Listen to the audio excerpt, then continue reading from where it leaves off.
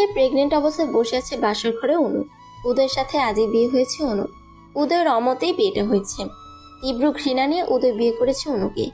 উদয় জানেও না যে ওর যার সাথে বিয়ে হয়েছে সে প্রেগনেন্ট। ঘটনাটা জানলে কি রিয়েক্ট করবে সেটাও জানে না অনু। ভয়ে থরথর করে কাঁপছে অনু। উদয় এ বিয়েতে কোনোভাবেই রাজি ছিল না। উদয়ের বাবা জোর জবরদস্তি করে বিয়ে দিয়েছে অনুর সাথে। উদয় বিয়ের আগে অনুকে বলেই দিয়েছে সে বিয়ে করতে চায় না, আর বিয়ে করলেও অনু কখনো সুখী হবে না।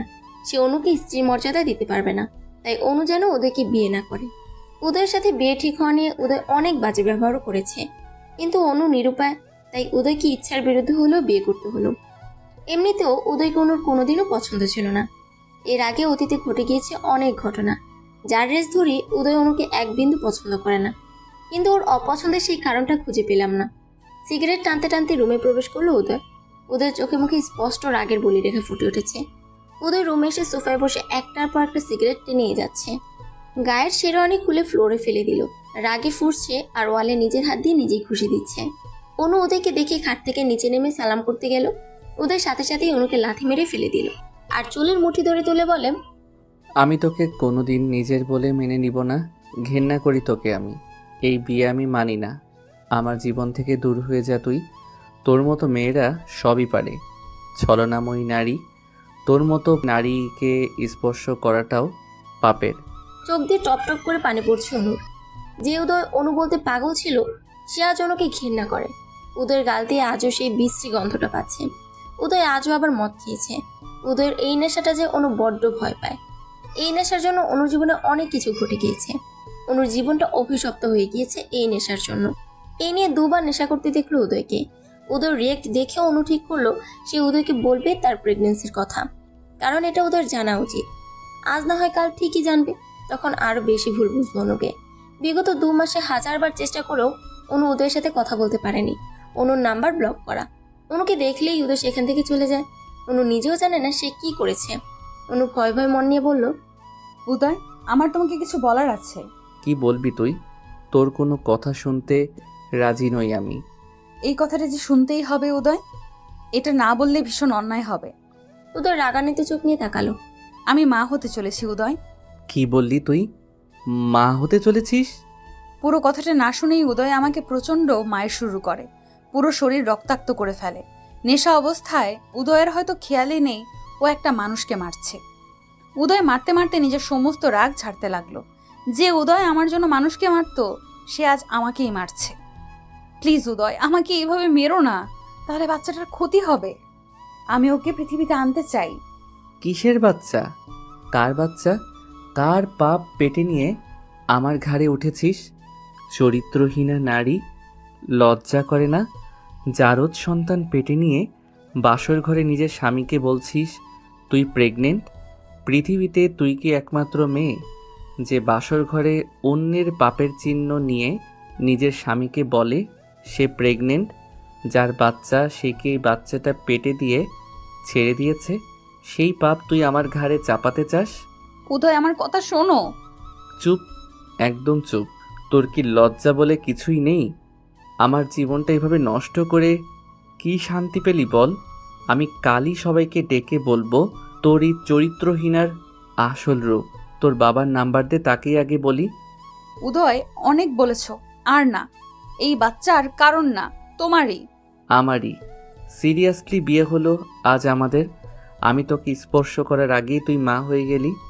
অভিনয়টা ভালো ছিল, কিন্তু গল্পের থিমটা ভালো মেলেনি প্রেয়সী। এই বাচ্চা যে তিহানের, আমি কি জানি না ভেবেছিস? আমি সব কিছু নিজ চোখে দেখেছি। উদয়, মনে করে দেখো ভালো হবে। এই বাচ্চা তোমারই উদয়। ছি, তিহান ভাইয়ার কেন হবে এ বাচ্চা? আমাকে এত বড় অপবাদ দিও না। একটা মিথ্যা বলবি না আর তুই। তুই এক্ষুনি বেরো এ বাড়ি থেকে।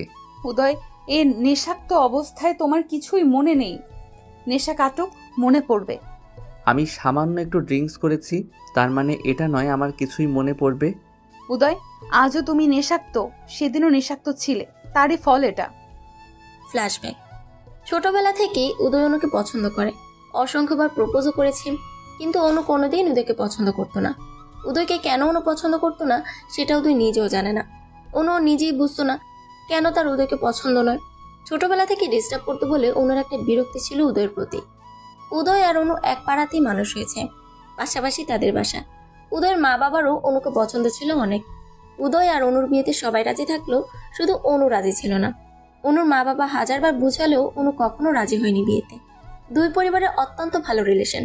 এই বিয়েটা নিয়ে ছোটবেলা থেকেই কথা হচ্ছে। সেদিন মুষলধারে বৃষ্টি হচ্ছিল, বাইরে প্রচুর বজ্রপাত হচ্ছিল। কালবৈশাখী ঝড়ের দিন ছিল সেদিন। অনু ভিজতে ভিজতে উদয়ের বাড়িতে গিয়েছিল। অনু উদয়ের বাড়ির সামনে আসতেই ঝড় বৃষ্টি শুরু হয়। সেদিন বাড়িতে কেউ ছিল না। অনু ভিজে খুব কাঁপছিল। এদিকে কারেন্টও ছিল না। অনু উদয়দের বারান্দায় দাঁড়িয়েছিল। এমন সময় উদয় এসে অনুর পাশে দাঁড়ায়।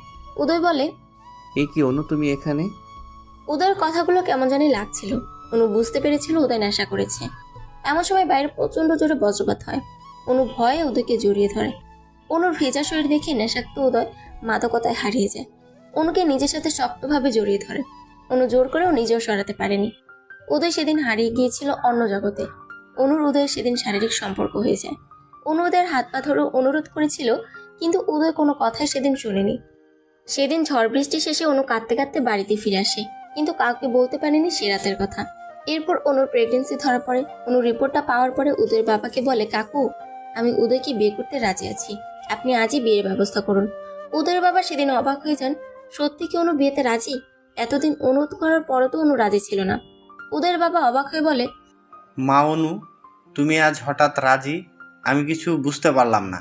অনু প্রেগনেন্সি রিপোর্টটা উদয়ের বাবার হাতে ধরিয়ে দিয়ে বলে, কাকু, আমি মা হতে চলেছি উদয়ের সন্তানের। পৃথিবীতে যে কোনো মেয়ে হলে হয়তো এই বাচ্চা নষ্ট করে ফেলতো, কিন্তু আমি পারবো না। আমার পেট থেকে উদয়ের চিহ্ন আমি মুছে ফেলতে পারবো না। আমি আমার বেবির উপস্থিতি অনুভব করতে পারি। আমি উদয়ের পরিচয়ে ওর জন্ম দিতে চাই। অনু যে মিথ্যা বলার মেয়ে নয় সেটা উদয়ের বাবা জানে। অনু সেদিন রাতের ঘটনা খুলে বলে উদয়ের বাবাকে। উদয় সেদিন বিয়েতে রাজি ছিল না।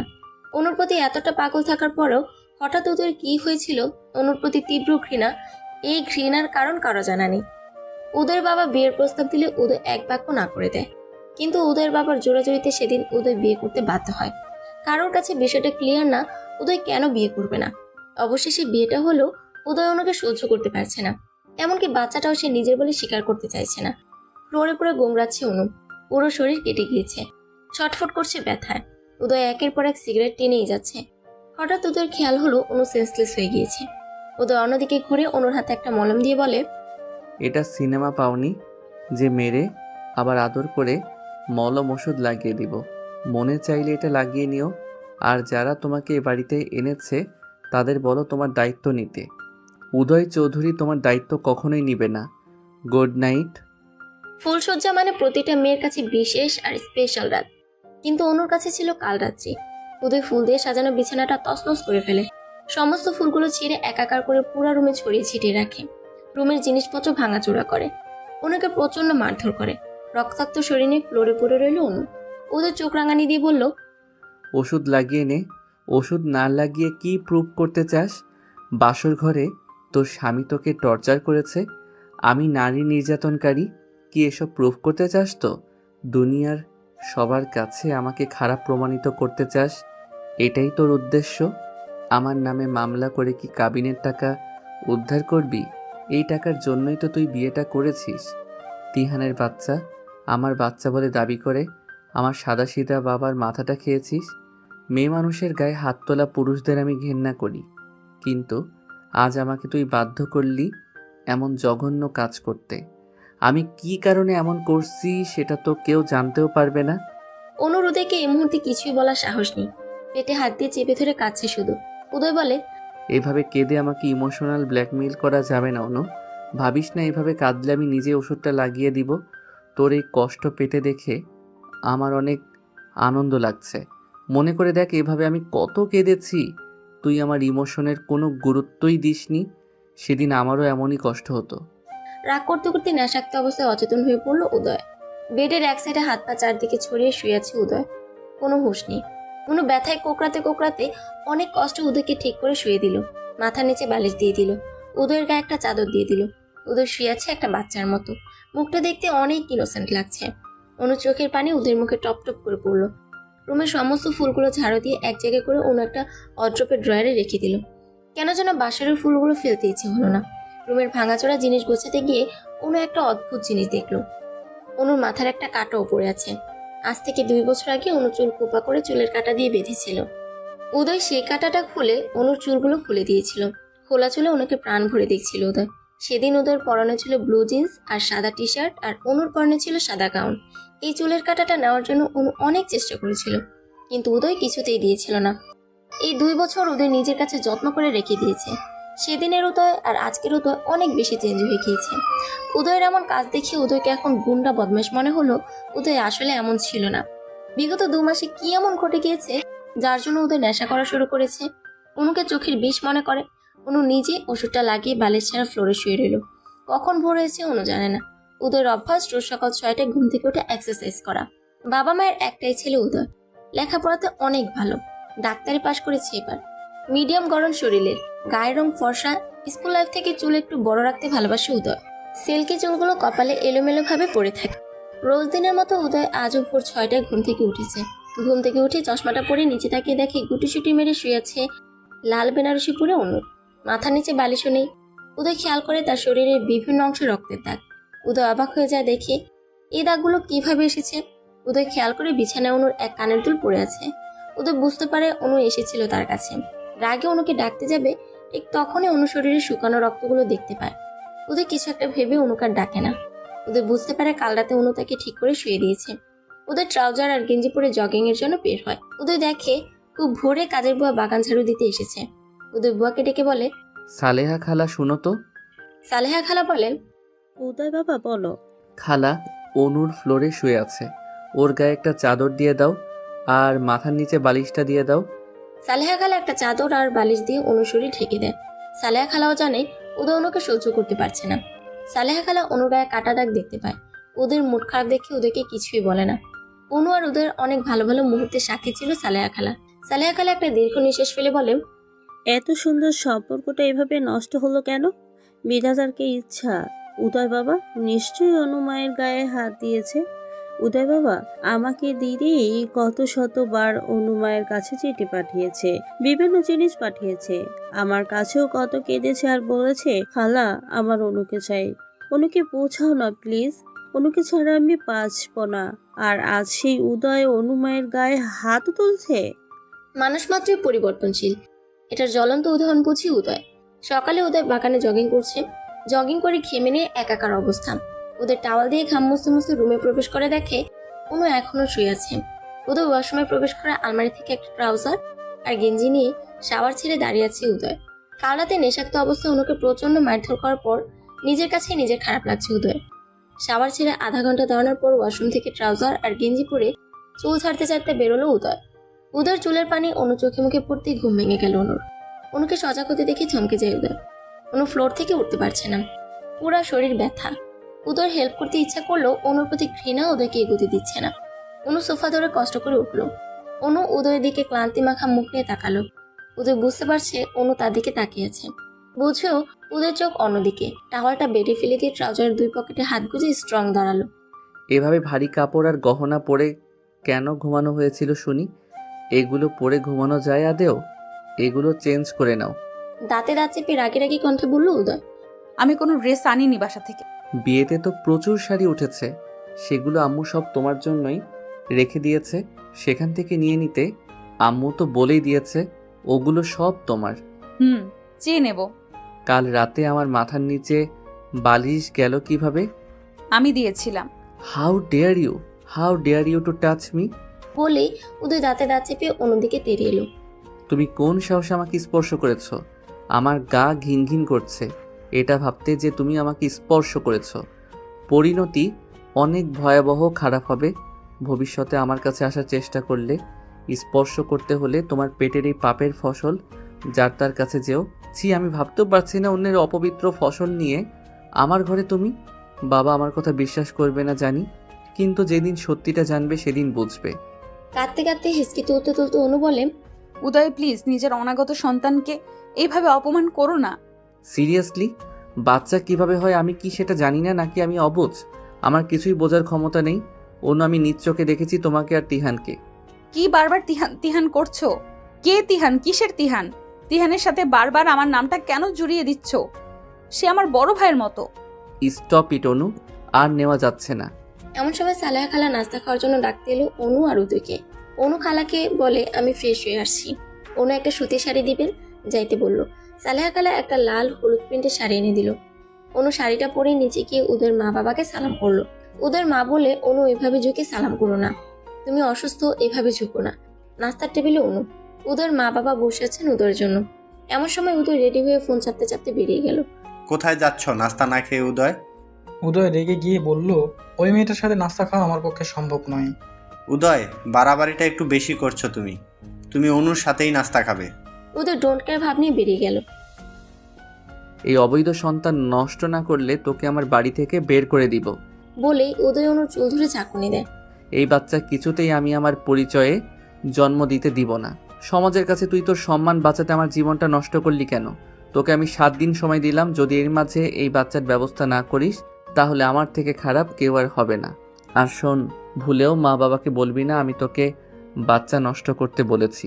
তুই বলবি তোর বেখেয়ালে কিভাবে নষ্ট হয়েছে আমি জানি না।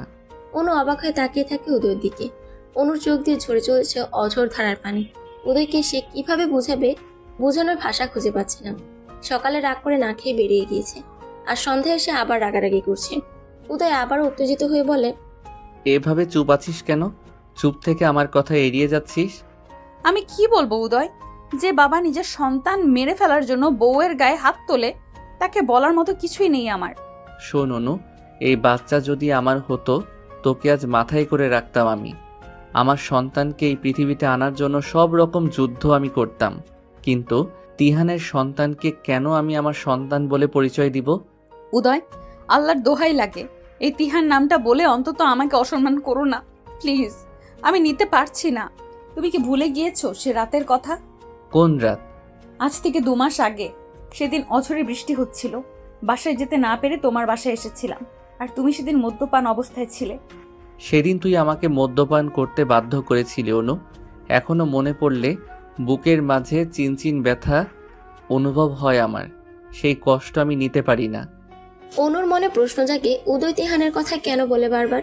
তিহানের সাথে আসলে কি? অনু সেদিন রুমের বাইরে গিয়ে তিহানকে ফোন করে। উদয় আপনাকে আর আমাকে নিয়ে সন্দেহ করে। কেউ কি কিছু বলেছে উদয়কে? আর কেনই বা সন্দেহ করে? অনু, তুমি খুব বোকা, তাই আসল সত্যিটা বুঝতে পারোনি। কেউ ভালোবাসলে অন্তত এটা করতে পারবে না জানি।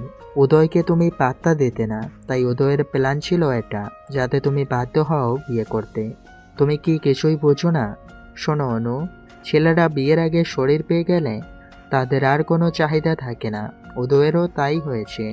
এসব কি বলছেন তিহান ভাই? এমন সময় উদয় ফোনটা কেড়ে নিয়ে বলে, বাহ, লজ্জা করে না তোর? এক্ষুনি বের হ আমার বাসা থেকে। আজ আমি মা বাবাকে সবটা খুলে বলবো, তোর সব পাপের কাহিনী আজ জানাবো সবাইকে। কি ভেবেছিস কি তুই? উদয় অনুর হাত ধরে টানতে টানতে নিচে নিয়ে গেল। উদয়ের বাবা উদয়ের গালে জোরে একটা থাপ্পড় মেরে বলে, অনেক হয়েছে। মেয়েটাকে এভাবে টানতে টানতে কোথায় নিয়ে যাচ্ছে? মেয়েটা যে অসুস্থ সে কথা কি ভুলে যাচ্ছ? বাহ বাবা বাহ, থাপ্পড়টা আমাকেই মারলে। আমি কেন ওকে পছন্দ করছি না সেটা ওর কাছেই জিজ্ঞেস করো। অনুর কাছে আমার কিছুই জানার নেই, যা বলার তুই বল। বাবা, ওর পেটের সন্তান আমার না, বিলিভ মি, ওর বাচ্চা তিহানের। ও কেবলই তিহানের সাথে গল্প করছিল, তাও আবার আমাকে লুকিয়ে চুরিয়ে। তিহানের সন্তানের দায়ভার আমি কেন নিব বলতে পারো বাবা? তোমরা কেন অনুকে তিহানের বাড়িতে দিয়ে আসছো না? অনু উদয়ের বাবার দিকে তাকিয়ে অঝরে কাছে। উদয়ের বাবা বুঝতে পারে অনু কোনো ভুল করেনি। উদয়ের বাবা উদয়কে বলেন, তিহান তো তোমারই বন্ধু, তার সাথে অনু কথা বললেই খারাপ রিলেশন হয়ে গেল। দিন দিন এত নিচে নেমেছ। ছি উদয়, ছি। এতটা খারাপ তুমি কবে হলে, আর কিভাবে হতে পারলে বলো? বাবা, তিহান আমার বন্ধু, ওর নয়। ওর কিসের কথা তিহানের সাথে সেটা জিজ্ঞেস করো। অনু মা, তুমি কি কথা বলেছ তিহানের সাথে? বাবা, উদয় আমাকে কেন সন্দেহ করে সেটা জানতেই ফোন দিয়েছিলাম। তিহান ভাই কি এই ব্যাপারে কিছু জানেন? উদয়ের সন্দেহের কারণ আমি জানতেই ফোন দিয়েছিলাম। উদয়ের বাবা অনুকে বলে, তোমাকে আমি এ বাড়িতে এনেছি, কে কি বললো সেটা নিয়ে ভেবো না। আমার বিষয় সম্পত্তি সব আমি তোমার সন্তানের নামে করে দেব। কারো যদি ভালো না লাগে এ বাড়ি ছেড়ে চলে যেতে পারে, আমার কোনো সমস্যা নেই, কিন্তু আমার নাতিকে আমি চাই অনুমা। উদয় রাগ দেখিয়ে কোথায় যেন চলে গেল। অনু নিজের রুমে গেল। উদয়ের ফুফি বলে, ভাই, তোমার উচিত হয়নি উদয়ের অমতে বিয়েটা দেওয়ার। জোর করে সব হলেও ঘর সংসার জিনিসটা হয় না। উদয়ের বাবা একটা দীর্ঘ নিঃশ্বাস ফেলে বলেন, অনুর পেটে উদয়ের বাচ্চা, আর উদয় কোন কারণে অনুকে ভুল বুঝছে। এই ভুল বুঝাবুঝি একদিন না একদিন মিটেই যাবে। তাছাড়া উদয় অনুকে ভীষণ ভালোবাসে। সেই ছোটবেলা থেকে অনুর পিছনে ঘুরেছে উদয়। অনু বলতে পাগল আমার ছেলে। আজ যদি আমি ওদের বিয়ে না দিতাম তাহলে উদয় কোনোদিনও আর বিয়ে করতো না। অনুর জন্য কোথা থেকে বিয়ে হলে উদয় ভেঙে পড়তো। উপর উপর রাগ হলে উদয় অনুর প্রতি ভালোবাসায় এক বিন্দু কমেনি। উদয়ের জীবনে অনু না থাকলে আমি কখনো পুত্রবধূ নাতি নাতনির মুখ দেখতে পারতাম না। আমার উদয়ের সুন্দর ভবিষ্যৎ নষ্ট হয়ে যাবে, আর বাবা হয়ে আমি কখনোই সেটা চাইবো না আমার ছেলের এমন ক্ষতি হোক। কিন্তু আমাকে জানতে হবে উদয়ের কিসের এত ঘৃণা। আবার একটা জিনিস বুঝতে পারছি না, অনু তো আগে উদয়কে পছন্দ করতো না, কিন্তু অনু হঠাৎ করে এত নরম হয়ে গেল কেন? অনু তো অত্যাচার সহ্য করে পড়ে থাকার মতো মেয়ে নয়। ও কেন চুপচাপ সব সহ্য করছে? এই সহ্যের কারণ কি? অনু হঠাৎ বদলে গেল কেন? উদয়ের বাবা মা সালেহা খালার সবার মনে এক প্রশ্ন, অনু এমন নিশ্চুপ হয়ে গেল কেন? সেদিন সালেহা খালা অনুকে বলে, মা অনু, তুমি তোমার বাবার কাছে চলে যাও। এখান থেকে কেন এই অত্যাচার সহ্য করছো? তোমার এই কষ্ট সহ্য করতে পারছি না আমি। অনু কেঁদে দিয়ে বলে, আমি উদয়কে ভালোবাসি খালা, আমি ভীষণ ভালোবাসি উদয়কে, তাই ওর প্রেমের চিহ্ন মুছে ফেলতে পারিনি আমি। সবাই বলেছিল এই বাচ্চা নষ্ট করে ফেলতে, কিন্তু আমি উদয়কে ভীষণ ভালোবাসি বলে ওর অস্তিত্বকে নষ্ট করিনি। আমি হাজার কষ্ট হলেও ওকে জন্ম দিব, উদয়ের পরিচয়ে ওকে সমাজের সামনে আনবো, আমার যত কষ্টই হোক না কেন খালা। ডাক্তার, বাচ্চাটা আমার স্ত্রীর অবৈধ বাচ্চা, প্লিজ বাচ্চাটা নষ্ট করুন। আমি অনেক কষ্ট করে ওকে হসপিটালে এনেছি। আমার স্ত্রী যেন বুঝতে না পারে। যত টাকা লাগে আমি দিব, তবুও যে কোনোভাবে এই পাপের চিহ্ন মুছে ফেলুন। ডাক্তার বলেন, আপনি কি পাগল? কারো অজান্তে তার সন্তান আমরা নষ্ট করতে পারি না, এটা আইনত অপরাধ। ডাক্তার, যে জিনিসের কোনো বৈধতা নেই তার কিসের পাপ? উদয়, আপনি নিজেও একজন ডাক্তার, প্লিজ একটু বোঝার চেষ্টা করুন। তাছাড়া আপনার স্ত্রীকে আমরা সব রকম পরীক্ষা নিরীক্ষা করে দেখেছি, ওনার শারীরিক কন্ডিশন অনেক খারাপ। এই মুহূর্তে এমন কিছু করলেই তাকে বাঁচানো যাবে না। আপনি কি চান আপনার স্ত্রী মারা যাক? উদয় খুব নরম কণ্ঠে বলে, না ডাক্তার, অনুর যেন 1%ও কোনো ক্ষতি হয় না। অনুকে সেফ রেখেই বাচ্চাটাকে মারতে হবে। দরজার আড়াল থেকে এমন কথা শুনে চমকে যায় অনু। অনু ডাক্তারের রুমে প্রবেশ করে উদয়ের গালে ঠাস করে থাপ্পড় মেরে বলে, ছি, নিজের সন্তানকে খুন করতে এত অভিনয়! তুমি কি মানুষ থেকে অমানুষ হয়ে গিয়েছো? ডাক্তারকে একগাদা মিথ্যা বলছো কেন? তুমি নিজে একজন ডাক্তার হয়ে একটা অনাগত সন্তানকে খুন করার কথা কিভাবে বলো? শোনো উদয়, আমি এই সন্তানের জন্ম দিব, তার জন্য আমাকে যত যুদ্ধ করতে হয় হোক, তবুও পৃথিবীতে আসবে। তোমার সাথে আর আমি থাকবো না। তুমি আমার সন্তানের জন্য রিস্কি। এখন আমি চলে যাচ্ছি তোমার জীবন থেকে। মনে রেখো, একদিন না একদিন তোমাকে আফসোস করতে হবে। তোমার সন্তানকে বাঁচাতে তুমি মরিয়া হয়ে উঠবে। সেই দিন অনেক বেশি দেরি হয়ে যাবে, তোমার হাতে কিছুই থাকবে না। অনু পেটে হাত দিয়ে বলে, পুচকু, তুই ছেলে না মেয়ে আমি জানি না, তবে আমি জানি তুই আমার ভেতরে বেড়ে উঠছিস তুই। তবে তুই কষ্ট পাস না, তোর বাবা তোকে ভালোবাসে না তাতে কি, তোর মা তোকে ভালোবাসে পুচকু, কাঁদিস না। অনু রাগ করে হসপিটাল থেকে বেরিয়ে এলো। উদয় কেন এতটা বদলে গেল? কি এমন হয়েছিল যার জন্য সেই অনু পাগল উদয়ের আজ এত ঘৃণা? তাহলে কি তিহানি ঠিক? ছেলেরা মেয়েদের শরীর ভোগ করার পর আর চাহিদা পায় না? উদয়ও কি তাই? কিন্তু উদয় বারবার কেন তিহানের বাচ্চা করছে? এই সত্যতা যাচাই করতেই হবে। গতকাল রাতে উদয় এসে হঠাৎ অনুর সাথে ভালো ব্যবহার করছিল। অনু শুয়েছিল। উদয় এসে মাথায় হাত দিয়ে বলে, তোমার শরীর ঠিক লাগছে না? কাল আমার সাথে একবার হসপিটালে যাবে প্লিজ? অনু হঠাৎ উদয়ের কথা শুনে খুশিতে পাগল হয়ে যায়। অনু ভাবতেই পারেনি উদয় তাকে ডাক্তারের কাছে নিয়ে আসবে, কিন্তু উদয়ের মনে এমন কিছু ছিল অনু ভাবতেই পারেনি। অনু সেদিন রাগ করে ওর বান্ধবীর বাসায় চলে যায়। ফোনটাও সুইচ অফ করে রাখে। অনুর বান্ধবী শিয়া অনুকে দেখে চমকে যায়। কি রে অনু, তুই? What a surprise! অনু ভেতরে প্রবেশ করে বলে, এই তো এলাম, অনেকদিন দেখি না তোকে, তাই। খুব ভালো করছিস। উদয় কই? যাক, শেষমেশ উদয়ের ভালোবাসাটা বুঝেছিস। উদয় তো পৃথিবীর সব থেকে সুখী মানুষ এখন, কারণ সে তার অনুকে পেয়েছে। অনু শিয়ার দিকে তাকিয়ে বলে, উদয় আর উদয় নেই শিয়া। অনু দু চোখ অশ্রুসিক্ত হয়ে আছে। একটা সাহায্য এসছি, তুই ছাড়া আমার কাছে কেউ নেই। এভাবে বলছিস কেন? কি হয়েছে সেটা বল আগে। তিহানের ব্যাপারে কিছু জানিস শিয়া? কোন ব্যাপার? উদয় আমাকে তিহানকে নিয়ে সন্দেহ করছে। অনু, তিহান আর উদয়ের একটা ব্যক্তিগত ঝামেলা ছিল, হয়তো সেটা রেশ ধরে উদয় সন্দেহ করেছে। কি ঝামেলা শিয়া? তিহান আর উদয় দুজনই তোকে পছন্দ করত, এটা নিয়ে ওদের মাঝে ঝামেলা হয়। একটা সময় তিহান উদয়কে বলে নিজেদের মাঝে আর ঝামেলা না করে দুজন দুজনের মতো অন্যকে ভালোবাসার কথা প্রকাশ করব, কিন্তু কিন্তু কেউই অনুকে দুজনের ব্যাপারে কিছু বলবো না। আমি এতটুকু জানি তোকে নিয়ে এতটুকু ঝামেলা হয়েছিল দুজনের মাঝে। অনু অবাক হয়ে গিয়ে সিয়াকে বলে, তিহান তো আমাকে বোনের মতো দেখে, এখনো বোন ডাকে, আমিও তাকে ভাই ডাকি। তিহান তো কখনো আমাকে প্রস্তাব দেয়নি। বলিস কি, তিহান তো ভীষণ পাগল ছিল তোর জন্য। এটা কিভাবে সম্ভব? তিহান তোকে কখনো প্রপোজই করেনি? না শিয়া, আমি আজই প্রথম জানলাম। তাছাড়া তিহান ভাই খুব ভালোভাবেই জানেন আমি উদয়কে ভালোবাসতাম। আমি একটা সময় উদয়ের প্রেমে পড়ে গিয়েছিলাম। সেই প্রেমটা খুব ভয়ানক ছিল। আমার সব কিছুর সাথেই উদয় মিশে গেছিল, আর সব কিছুর সাক্ষী তিহান ভাই ছিল। আমার প্রেম, আমার ভালোবাসা সব কিছু তিহান ভাইকে বলেছিলাম। তিহান ভাইয়ের সাথে আমার বরাবরই ভালো রিলেশন, সেটা প্রেমের নয়, বন্ধুত্বের। অনু, সিয়া, উদয়, তিহান সবাই স্কুলে একসাথেই পড়তো। তবে অনু উদয়ের একটু জুনিয়র ছিল। এক পাড়ায় বাড়ি হতে ছোটবেলা থেকে রাগ, অভিমান, খুনসুটি সব নিয়ে বড় হচ্ছিল ওরা। কিন্তু ভীষণ পাগলাম করতো অনুর জন্য।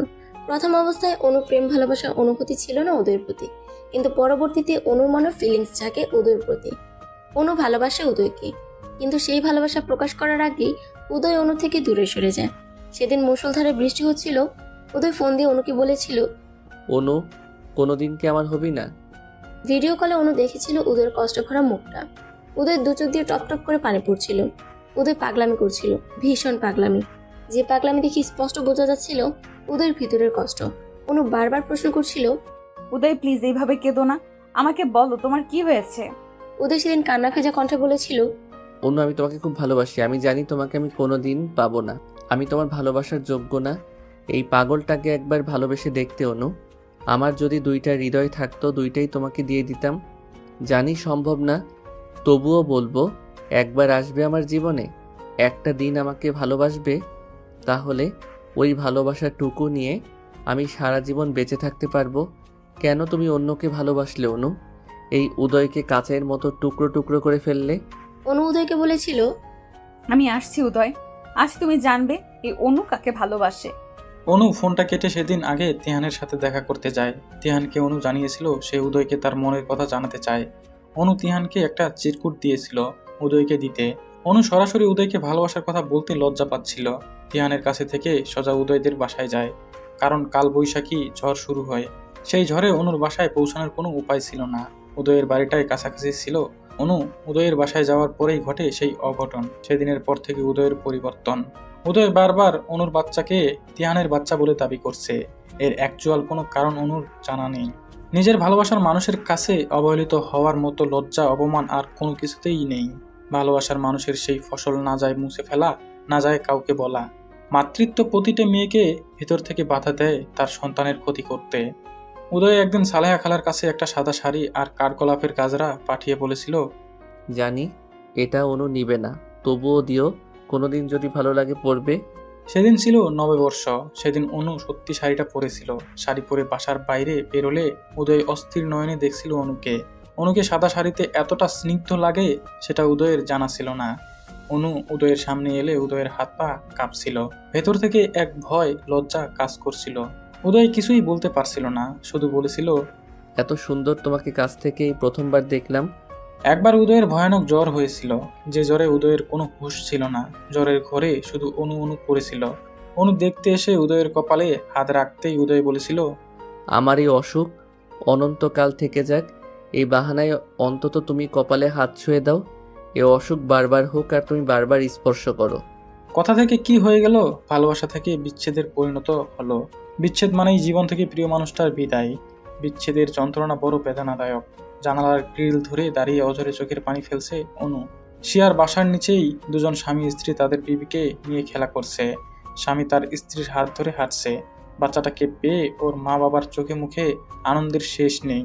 অনু নিজের পেটে হাত দিয়ে বলে, সোনা, তোর কি সত্যি কপাল এতটা খারাপ যে বাবার আদর পাবি না? চিন্তা করিস না, কত নবজাতকের তো জন্মের আগে বাবা থাকে না, তুইও তাই মনে করবি। এমন সময় শিয়া এসে বলে, অনু, তারপর বল কি অবস্থা? অনু শিয়াকে বলে, জানিস শিয়া, আমার কপালটা না খুব খারাপ, তবে এতটা খারাপ জানতাম না আমি। দেখ উদয় একটা সময় আমার জন্য পাগল ছিল, আর যখন আমি পাগল হলাম ও বদলে গেল আমাকে পাগল বানিয়ে। শিয়া বলে, হোয়াট, কেন? তুই কি জানিস না উদয় তোকে কতটা ভালোবাসে? ভালোবাসতো শিয়া, এখন আর বাসে না। ও চায় না আমি ওর সাথে থাকি। ও সব সময় বলে আমি যেন ওর জীবন থেকে চলে যাই। এই বাচ্চা উদয় চায় না শিয়া, আমি চলে এসেছি। দেখ অনু, রিলেশনে রাগারাগি আছে, তাই বলে কি বিচ্ছেদ করতে আছে? উদয় ঠিকই তোকে নিতে আসবে, দেখিনিস? ও কখনোই আসবে না, কারণ ও বেঁচে গিয়েছে। ও আমাকে ঝামেলা মনে করে। এমন সময় বাইরের দরজায় কেউ কড়া নাড়ছিল। শিয়া দরজা খুলতেই অবাক হয়ে যায় উদয়কে দেখে। এ কি উদয়, তুমি? অনুকে ডাকো সিয়া, আমি ওকে নিতে এসছি। অনু, আমি জানি ও এখানেই আছে, আমি ওর লোকেশন দেখে এসছি। তুমি বসো, তোমার সাথে কথা আছে। না সিয়া, আমি বসবো না। উদয়, একটা কথা বলি, আমি তো সবই জানি তোমাদের। অনুকে প্লিজ কষ্ট দিও না, অনু তোমাকে খুব ভালোবাসে। সিয়া, তোমার কাছ থেকে মাই অন্তত মিথ্যা ডিজার্ভ করি না। অনু আমাকে কোনোদিন ভালোবাসিনি বা বলেওনি। বলার আগেই তো তুমি দূরত্ব শুরু করলে। অনুকে কষ্ট দিও না, এমনি অনেক কষ্টে আছে। সিয়া, অনু আমাকে পুড়িয়ে পুড়িয়ে শেষ করে ফেলেছে।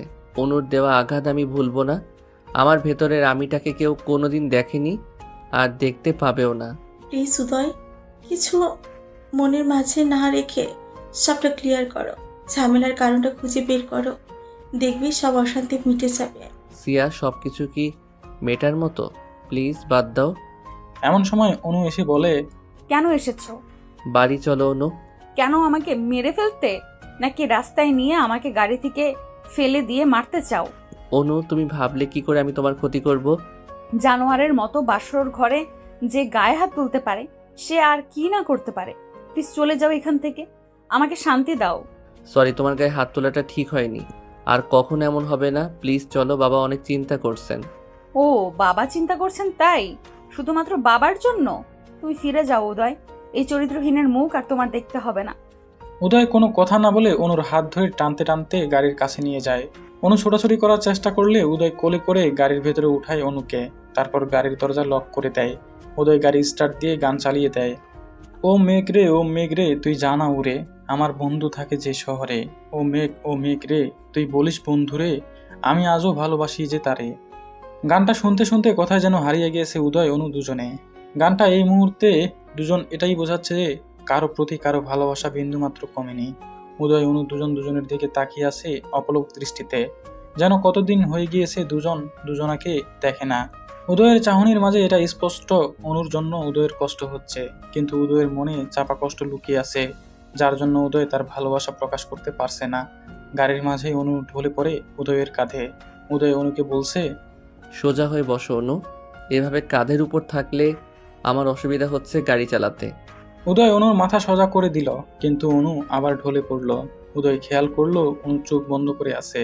উদয় প্রথমে ভেবেছে অনু ঘুমিয়ে পড়েছে, কিন্তু ডাকাডাকির পরেও যখন অনুর জ্ঞান ফিরেনি তখন উদয় ভয় পেয়ে যায়। উদয় সাথে সাথে গাড়ি থামিয়ে অনুর মুখ ধরে ডাকাডাকি করে, কিন্তু অনুর কোনো হুঁশ নেই। উদয় দেখলো অনু সেন্সলেস হয়ে আছে। উদয় মাথায় হাত দিয়ে চুল উজিয়ে দিতে দিতে বলে, ও মাই গড, অনু সেন্সলেস হয়ে গিয়েছে। অনুর যদি কিছু হয় তার জন্য একমাত্র দায়ী আমি থাকবো। উদয় অনুকে ডাকাডাকি করে, মুখে পানির সেটা দেয়, কিন্তু কোনো কাজ হয় না। উদয় ভয় পেয়ে যায়, এই ভয় অনুকে হারানোর ভয়। উদয় অনুর দুই গালে দু হাত দিয়ে বলে, অনু, আমি আর কখনো এমন আচরণ করব না। আমি নিজেকে কন্ট্রোল করতে না পেরে এমন করেছি, কিন্তু আমি খেয়াল করিনি এতে তোমার ক্ষতি হতে পারে। তোমার পেটের বাচ্চার বাবা যেই হোক, মা তো তুমি। তোমার খুশির জন্য আমি এটা মেনে নিব। প্লিজ সুস্থ হয়ে যাও। সেন্সলেস অনু পড়ে আছে উদয়ের কাঁধে মাথা দিয়ে। উদয়ের কথা অনুর কানে পৌঁছালেও তার উত্তর দেওয়ার শক্তি হয়তো অনুর ছিল না। ভালোবাসা কি অদ্ভুত, তাই না? যাকে ভালোবাসা হয়, হাজারটা রাগ অভিমান হলেও তার কিছু হলে মনটা বিচলিত হয়ে পড়ে। অনু যদি দেখতো উদয়ের চোখে মুখে তার জন্য এত দুশ্চিন্তা, তাহলে হয়তো অনু সাথে সাথে সেন্স ফিরে পেত। উদয় নিজেও একজন ডাক্তার, অনুর পালস ধরে বুঝতে পারে খুবই নর্মাল। অনুর শরীর প্রচণ্ড দুর্বল। গাড়িতে থাকা পানির বোতল থেকে চোখে মুখে পানি সেটা দিলেও সেন্স আসে না অনুর। অচেতন অবস্থায় কিছু একটা বলছে অনু।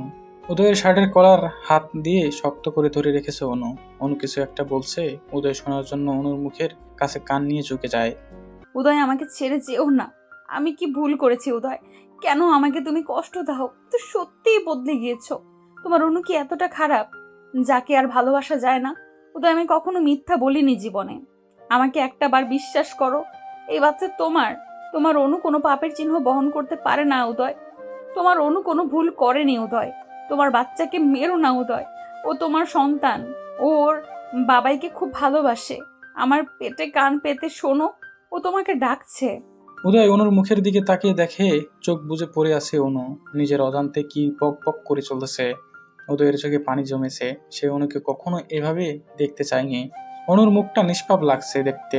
উদয় অনুর মুখের দিকে তাকিয়ে ভাবছে, এই ইনোসেন্ট মুখটা কিভাবে কোনো ভুল করতে পারে। তাছাড়া একটা অচেতন মেয়ে কিভাবে মিথ্যা বলতে পারে।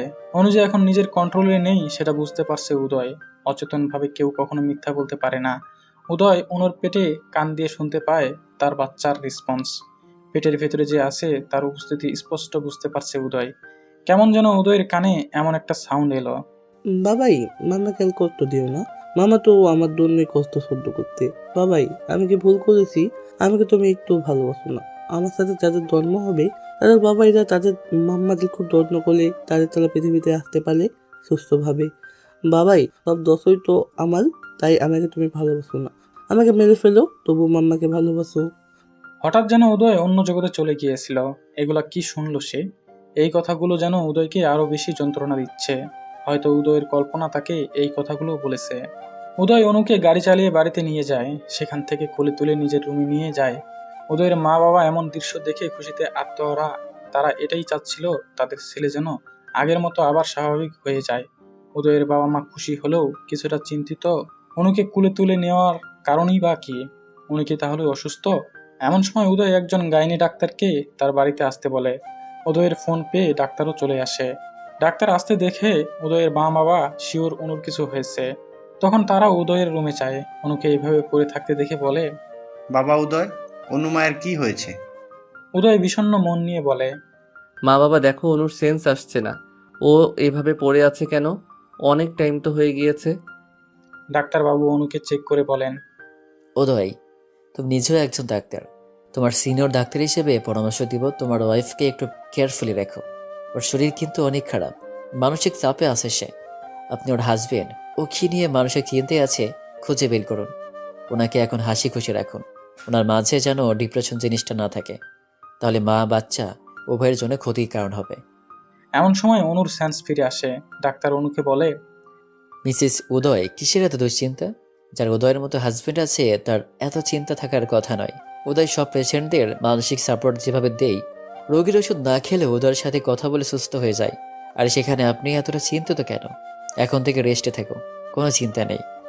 ডাক্তার বেরিয়ে গেলে উদয়ের বাবা বলে, উদয়, তুমি নিশ্চয়ই মেয়েটার গায়ে হাত তুলেছ। না হলে তো এমনটা হবার কথা নয়। তোমার জন্য মেয়েটা এখন লাইফ রিস্ক। এই জন্যই ডাক্তারি পড়িয়েছিলাম, তোমাকে সারা দুনিয়ার মানুষকে সুস্থ রাখার জন্য। আর নিজের একমাত্র স্ত্রীকে মানসিক প্রেশার দাও। বলো কি করেছো অন্যর সাথে? উদয় কি বলবে বুঝতে পারছে না। উদয় জানে সে অনুকে কি মারাত্মক প্রেশারটাই না দিয়েছে, কিন্তু বাবাকে সেটা কিভাবে বলবে। উদয় তাকিয়ে আছে অনুর দিকে। অনুকে বলে, তুমি বলো অনু, আমি কি করেছি? বলেই মাথা নিচু করে থাকে উদয়। অনু বলে, বাবা, আজ উদয় কিছুই করেনি। ও আমাকে অসুস্থ দেখে হসপিটালে নিয়ে গিয়েছিল। সেখান থেকে আমার বান্ধবী শিয়ার বাসায় রেখে এসেছিল। আসলে অনেকদিন শিয়াকে দেখি না, তাই সেখান থেকে দুজনে বাইরে খাওয়া দাওয়া করে বাড়িতে ফিরছিলাম। হঠাৎ অসুস্থ হয়ে পড়েছি। এখানে উদয়ের কোনো দোষ নেই বাবা। উদয় মুখে যাই বলুক, আমার কেয়ার করে। অনুর কথা শুনে অবাক হয়ে যায় উদয়ের মা বাবা। তাদের ছেলেটা এভাবে আবার ভালো হয়ে গিয়েছে। ছেলেকে বুকে জড়িয়ে নিয়ে উদয়ের বাবা বলে, তোকে বুকে নিলে যেমন শান্তি লাগে, তেমন তোর সন্তানেরও ভালো লাগবে তুই তাকে বুকে নিলে। জানিস উদয়, ছোটবেলায় তোর মা বকলে তুই ছুটে এসে আমার কাছে লুকাতি, আর আমি তোর মাকে বকে দিতাম। মা বাবা হলো সন্তানের জন্য সব থেকে নিরাপদ আশ্রয়স্থল। উদয়ের মুখে কোনো কথা নেই, কারণ উদয় জানে সে আজ পৃথিবীর সব থেকে নিম্ন কাজটা করেছে। বাচ্চা যারই হোক, এভাবে তাকে নষ্ট করা উচিত নয়। বাচ্চার মায়ের অনুমতি ছাড়া তার সন্তানের ক্ষতি করার অধিকার কারোরও নেই। উদয় ভাবতেও পারেনি অনু আজ মিথ্যা বলবে। এতটা অত্যাচারের পরেও অনু উদয়কে এতটা সম্মান কিভাবে দেখালো? রান্নাঘরে সালাইয়া খালা সব খাবারগুলো ফ্রিজে না রেখে উদয়ের মা বাবার রুমে রেখে দিল। উদয়ের মা বলে, কি ব্যাপার সালেহা, খাবারগুলো ফ্রিজে না রেখে আমাদের রুমে রাখছো যে? এগুলো তো নষ্ট হয়ে যাবে। আপা শুনেন, উদয় বাবা আর অনুর মায়ের সম্পর্ক ভালো করতে আমাদের ওদের সাথে গেম খেলতে হবে। ওরা শিওর বাইরে থেকে খেয়ে আসেনি। উদয় বাবা নিশ্চয়ই রান্নাঘরে খাবার নিতে আসবে, আর এসে যখন দেখবে খাবার নেই নিজে রান্না করে খাবে। অনু যে বললো খেয়ে আসছে। আরে আপা, অনুর কথা রাখেন তো, ও মিথ্যা বলেছে। উদয়কে অনেক ভালোবাসে তো, তাই অনু চায়নি উদয়কে কষ্ট দিতে। উদয় সত্যি আসবে তো রান্নাঘরে? আসবে আসবে। উদয় বারান্দার চেয়ারে বসে একটার পর একটা সিগারেট টেনে যাচ্ছে আর অনুর কথা ভেবে চলেছে। এমন সময়ে ভিতর থেকে অনুর কাশির আওয়াজ আসে। উদয় সিগারেট হাতে অবস্থায় রুমে প্রবেশ করে দেখে সিগারেটের ধোঁয়াতে অনু কাশছে। উদয় দ্রুত সিগারেটটা মুঠো করে আগুন নেভানোর চেষ্টা করে। গম্ভীর মুখ নিয়ে অনুর দিকে তাকিয়ে বলে, সমস্যার কথা মুখে বললেই তো সিগারেটটা ফেলে দিতাম। এভাবে কষ্ট পাওয়ার কি আছে শুনি? ধোঁয়া সামলাতে গিয়ে যে সিগারেটের আগুনে উদয়ের হাতের তালু পুড়ে গিয়েছে সেদিকে খেয়াল নেই উদয়ের। হঠাৎ উদয় উ করে ওঠে আর হাত থেকে সিগারেটটা পড়ে যায়। অনু খেয়াল করে দেখে সিগারেটের আগুন নিভেছে ঠিকই, কিন্তু উদয়ের হাত জ্বলছে। জ্বলন্ত সিগারেটে উদয়ের পুড়ে যাওয়া হাতের দিকে তাকিয়ে আছে অনু। উদয় হালকা ও আ করছে ব্যথায়, কিন্তু অনুকে বুঝতে দিচ্ছে না কিছুই। অনু বলে, উদয় ব্যথা পেয়েছো? এভাবে হাতটা পোড়ালে কেন? নিচে ফেলে দিলেই তো পারতে। মন এত বেশি পড়ছে হাতের এই পোড়া আমার একটু অনুভব হচ্ছে না।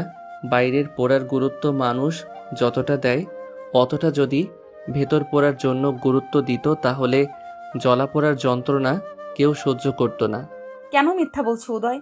তোমার হাতে তো ব্যথা করছে। মিথ্যা বলা তো তোমার থেকে শিখলাম অনু। আমার থেকে কিভাবে? ভেবে দেখলে অনেক কিছুই বুঝবে। একটু তো বলো। না খেয়ে দিব্যি সুন্দর সাজিয়ে গুছিয়ে মিথ্যা বলে দিলে যে তুমি রেস্টুরেন্ট থেকে খেয়ে এসছো। এই ডাহা মিথ্যাটা না বললে তো মা ঠিকই খাবার দিয়ে যেত। আমি তো খারাপ মানুষ, আমার জন্য কেন এই এত মিথ্যা বলতে হবে? মিথ্যা বলে আমাকে আরও ছোট করলে। তখন তো সিচুয়েশন, তাই বলেছি। আমি চাই না মা বাবার কাছে কোনো কথা শোনো আমাকে নিয়ে। আমাকে নিয়েও তুমি ভাবো অনু? খুব অবাক লাগলো। যাই হোক, তোমাকে এখন খেতে হবে। বসো, আমি রান্নাঘর থেকে খাবার নিয়ে আসি। বলেই উদয় রান্নাঘরে চলে গেল খাবার আনতে। কিন্তু আশ্চর্য ব্যাপার, আজ রান্নাঘরে কোনো খাবার নেই, ফ্রিজও খালি। উদয় কপালে হাত চালাতে চালাতে উদয় বলে, ও গড, এখন আমি কি করব? কোথাও কোনো খাবার নেই।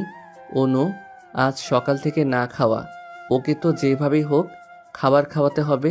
টেনশনে উদয় কি করবে বুঝতে পারছে না। এই মুহূর্তে কোনো উপায় নেই অনুকে খাওয়ানোর, একমাত্র রান্না ছাড়া কোনো অপশন নেই। উদয় বাধ্য হয়ে ঘরে এসে অনুকে জানায় রান্নাঘরে কোনো খাবার নেই। অনু বলে, খাবার লাগবে না, তুমি কিছু একটা খেয়ে ঘুমিয়ে যাও। ড্যামেট, আমার জন্য না তোমার জন্য খাবার খুঁজছি। এখন রান্না করা ছাড়া কোনো উপায় নেই। অনু আমি তো কোনো রান্না জানি না, তোমাকে কি খাওয়াই বলো তো? সহজ কোনো রেসিপি বলো। একটা রাত তো না খেলে কিছুই হবে না। উদয় তাকিয়ে আছে অনুর পেটের দিকে। অনু উদয়ের দিকে তাকিয়ে দেখে উদয়ের চোখ অনুর পেটের দিকে। অনু ভ্রু কুঁচকে উদয়ের দিকে তাকিয়ে বলেন, কি হয়েছে? উদয় অনুর পেটের বেবিকে উদ্দেশ্য করে বলে, তোমার খাওয়ার সাথে ওনার খাওয়ার সম্পর্ক তোমার না খেলে চলবে, কিন্তু তোমার ভিতরে যে আছে সে তো নিতান্তই ছোট, তার তো না খেলে চলবে না। অনু অবাক হয়ে যায়। উদয় তার বেবির জন্য চিন্তা করছে। অনু ভাবতেই পারেনি উদয় কখনো তার বেবিকে নিয়ে ভাববে। উদয় বলে, বাইরে থেকে খাবার অর্ডার দিব, আইসক্রিম, ফুচকা, চটপটি, বার্গার। কি খাবে? না না, এগুলোর কিছুই খাবো না। এইসব দেখলে গা গোলায় আমার। আমি ইলিশ মাছ ভাজি আর পান্তা খেতে ইচ্ছে করছে। এই রাতে পান্তা কোথায় পাবো? তার জন্য তো ভাত রান্না করে নিম্নে 3-4 ঘন্টা ভাত পানি দিয়ে ভিজিয়ে রাখতে হবে। ওসব পরে দেখা যাবে। এদিকে অনুর ক্ষুধাও লেগেছে, কি করবে? আমার পান্তা ইলিশ খাওয়ার জন্য অস্থির লাগছে। উদয় অনুকে বলে, আমার সাথে একটু রান্নাঘরে চলো। কেন? চলোই না আগে, তারপর বলছি। অনু উদয়ের সাথে রান্নাঘরে গেল। উদয় ফ্রিজ খুলে বলে, আমি কিছুই রান্না পারি না, কিভাবে রান্না করে আমায় হেল্প করো। আপাতত নুডলস রান্না করে দিচ্ছি, খেতে লাগো। অনু অবাক হয়ে তাকিয়ে আছে উদয়ের দিকে। অনুর অসুস্থ হওয়ার পর থেকেই উদয় খানিকটা সেন্স হয়ে গিয়েছে। উদয় পানি গরম করে ডিম ভেঙে দিয়ে মরিচ পেঁয়াজ তেল দিয়ে নুডলস ছেড়ে দিয়ে স্যুপ আকারের নুডলস রান্না করে দিল। অনু রান্নাঘরে একটা টুল নিয়ে বসে আছে। উদয় বলে, খেতে বৃষ্টি হবে জানি, তাও খেয়ে নাও কষ্ট করে। বাহ, ইয়াম্মি, অনেক টেস্টি হয়েছে। উদয় সন্দিহান দৃষ্টি নিয়ে তাকিয়ে আছে। এত জঘন্য খাবার খেয়ে পাম দিচ্ছে। বাধ্য হয়ে উদয়ের এই পাম হজম করতে হচ্ছে। উদয় মাছ মাংস বের করলে অনু বলে, উদয়, মাছ মাংস আমার গা গোলায়, এগুলো খেতে পারি না। আলু ভর্তা আর ভাত রান্না করো। সিরিয়াসলি এখন আলু ভর্তা খাবে? শরীর ঠিক হবে কিভাবে?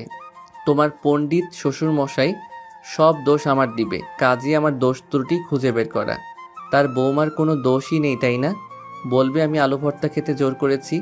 এত দোষ আমি ঘাড়ে নিতে পারবো না। এই অবস্থায় যা খেতে মন চায় তাই খাওয়াতে হয়।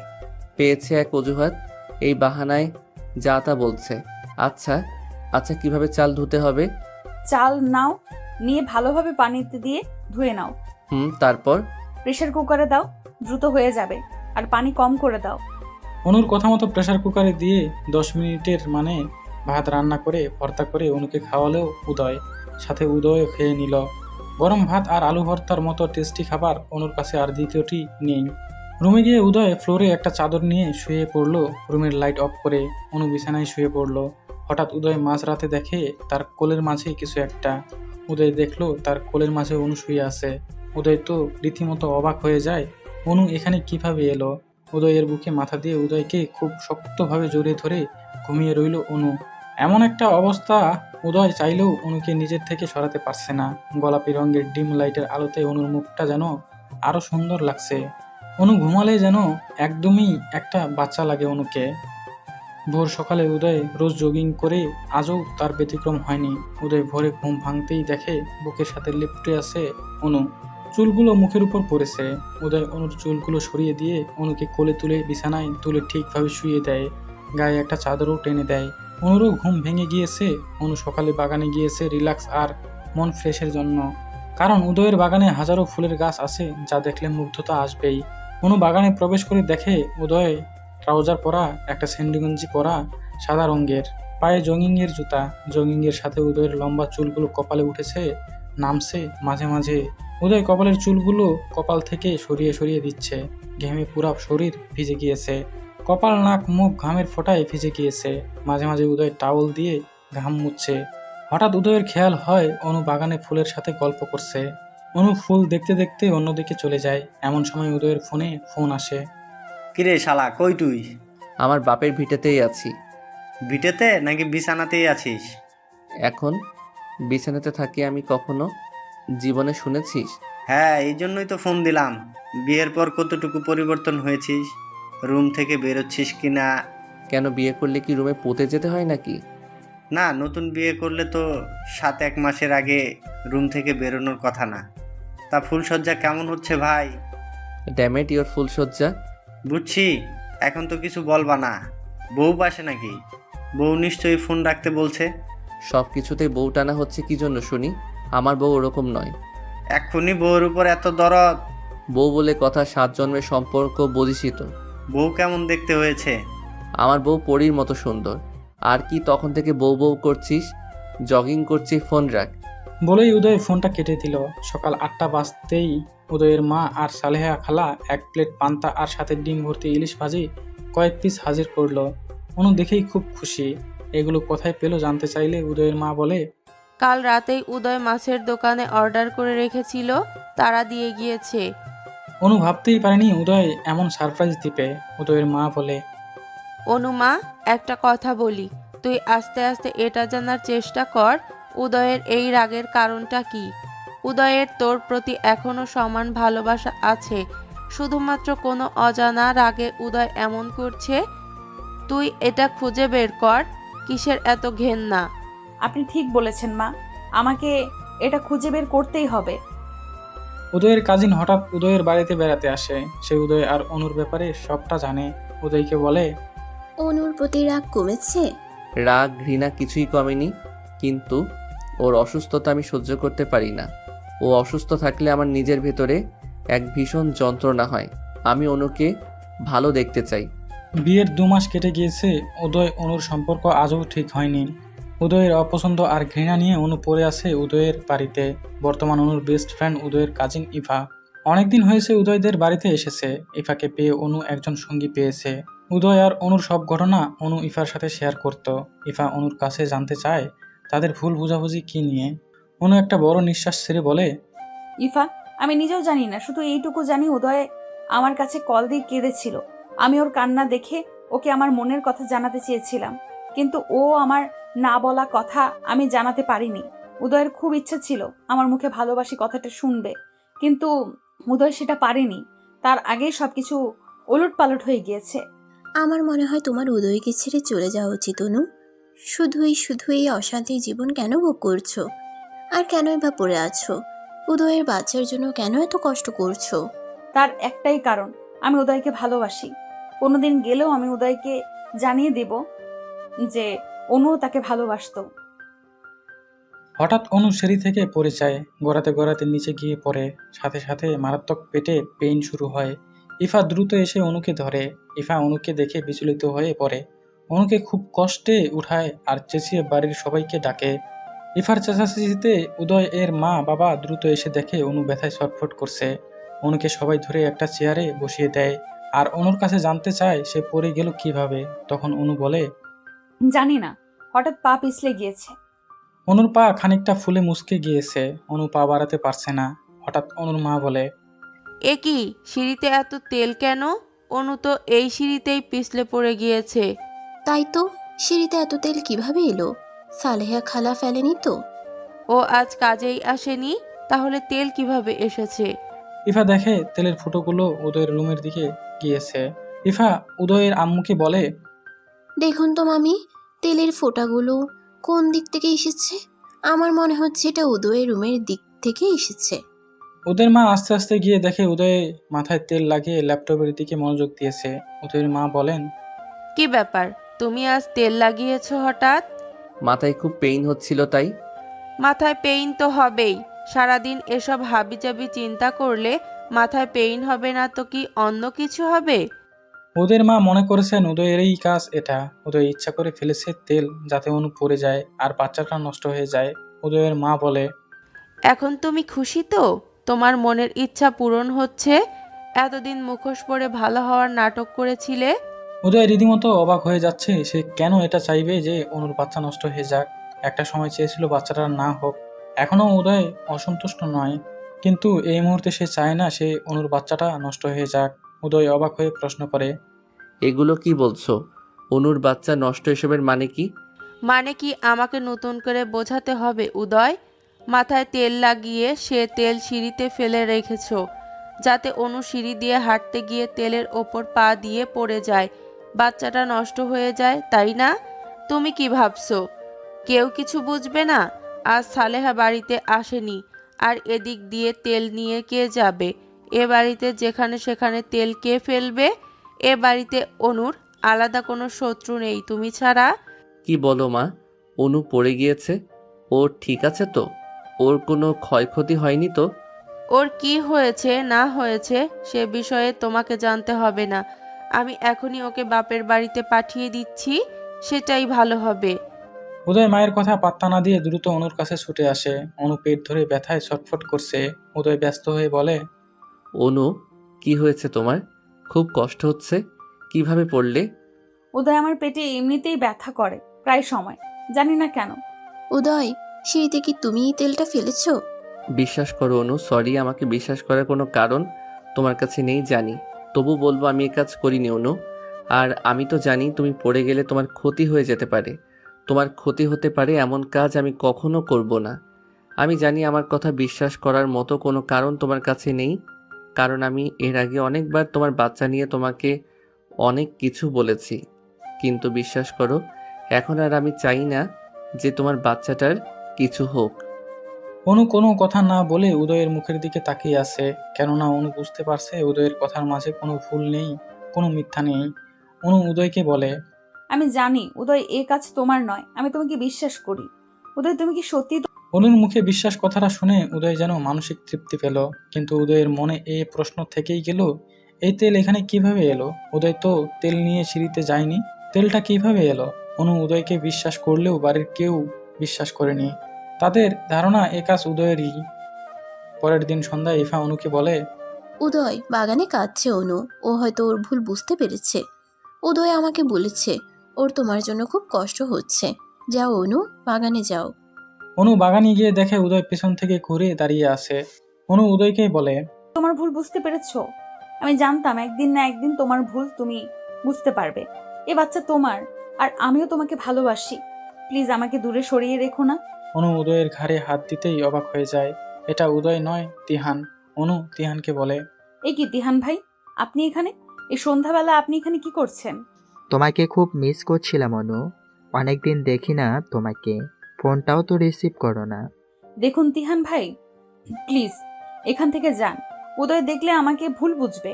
উদয় আমাকে আর সহ্য করতে পারবে না। এমনিতেই উদয় আপনাকে আর আমাকে নিয়ে সন্দেহ করে। এমন সময় পিছন থেকে উদয় হাতে ক্লাব দিয়ে বলে, অস্থির সিন অনু, অসাধারণ।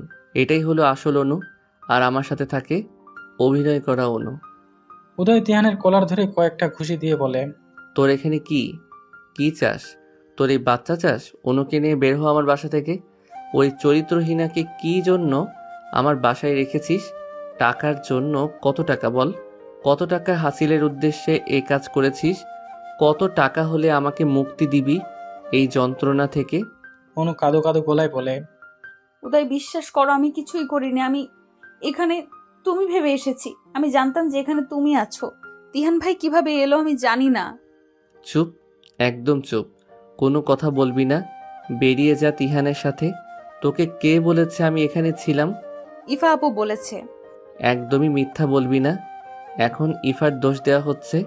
ইফা না থাকলে তো আজ তোর এই কুকীর্তি আমি ধরতেই পারতাম না।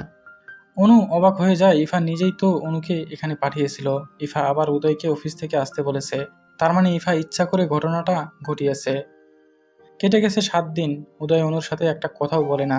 অনুর সাথে যত প্রকার খারাপ ব্যবহার আছে কিছুই করতে বাদ রাখেনি উদয়। এভাবে প্রায় 10 দিন কেটে গেল। উদয় অফিস থেকে ফেরার সময় খেয়াল করে তিহান একটা মেয়ের সাথে রেস্টুরেন্টে বসা। উদয় অনুকে ভিডিও কল দিয়ে দেখে অনু বাড়িতেই আছে। তাহলে এই মেয়েটাকে? উদয় গাড়ি থেকে নেমে একটু এগিয়ে যায়। তিহানের সাথে থাকা মেয়েটাকে দেখে চমকে যায় উদয়।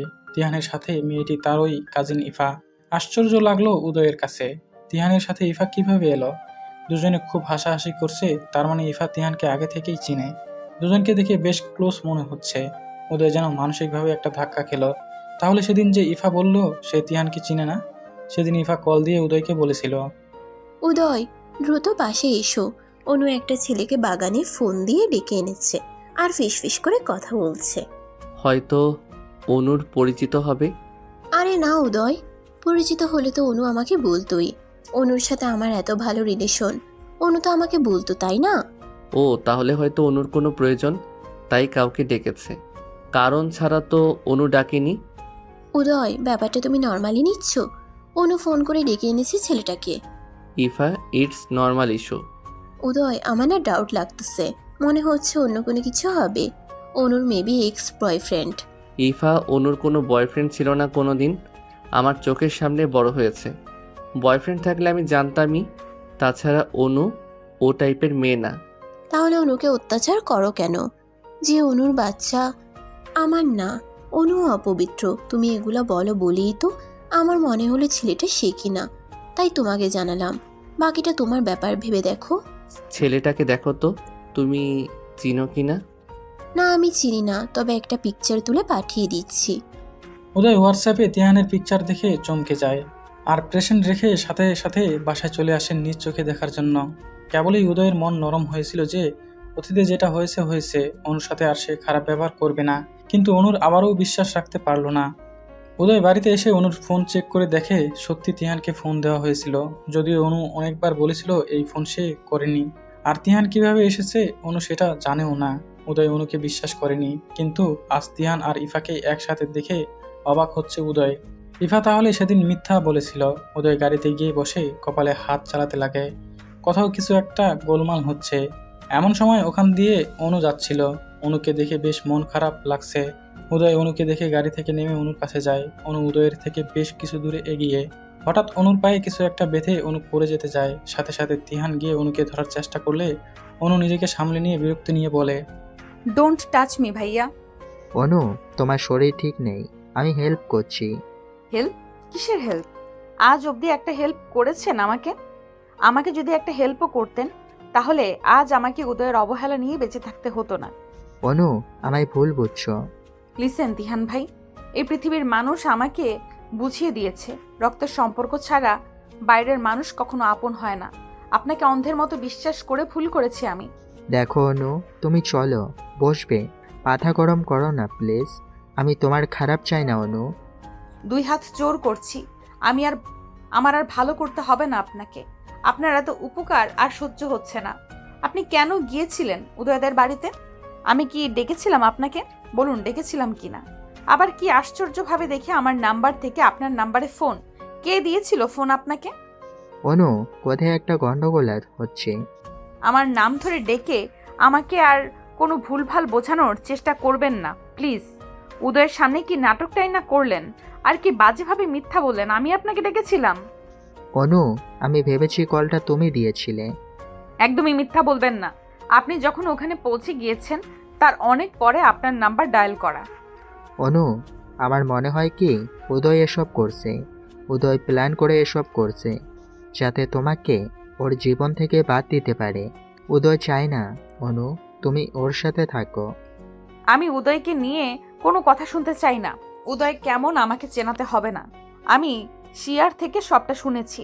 আপনাকে আমি ভাইয়ের মতো জানতাম, আর আপনি কিনা আমাকে পছন্দ করতেন, উদয়ের সাথে চ্যালেঞ্জ করতেন। আমি উদয়কে ভালোবাসি এটা জানা সত্ত্বেও উদয় আমাকে ভালোবাসা জেনেও এত নাটক কেন করলেন? উদয় তোমাকে ভালোবাসলে উদয়ের বাচ্চা কেন স্বীকার করছে না? উদয় কেন তোমাকে ঘৃণা করে? পৃথিবীতে কোনো ছেলে আছে কাউকে ভালোবাসলে তার বাচ্চাকে অস্বীকার করে? সেটা আমারই দুর্ভাগ্য। অনু রাগান্বিত ভাবে তিহানের কাছ থেকে চলে যায়। সামনে অনুর মা বাবা দাঁড়িয়ে আছে। অনুর হয়তো কোনো কাজ আছে এখানে, তাই মা বাবার সাথেই এসেছে। উদয়ের হাত পা কাঁপছে অনু আর তিহানের কথা শুনে। আজ উদয় এটুকু শিওর তিহানের সাথে অনুর কোনো রিলেশন নেই। অনু যে তিহানকে ভালোবাসে না বা বাচ্চাটা ও তিহানের না, তাহলে কি বাচ্চাটা সত্যি উদয়ের? কিন্তু উদয়ের কিছুই মনে নেই। যাকে কখনো স্পর্শ করেনি তার সাথে কিভাবে কি হয়, উদয়ের মাথায় এটাই ঢুকছে না। বেশ অনেকগুলা দিন আগের কথা।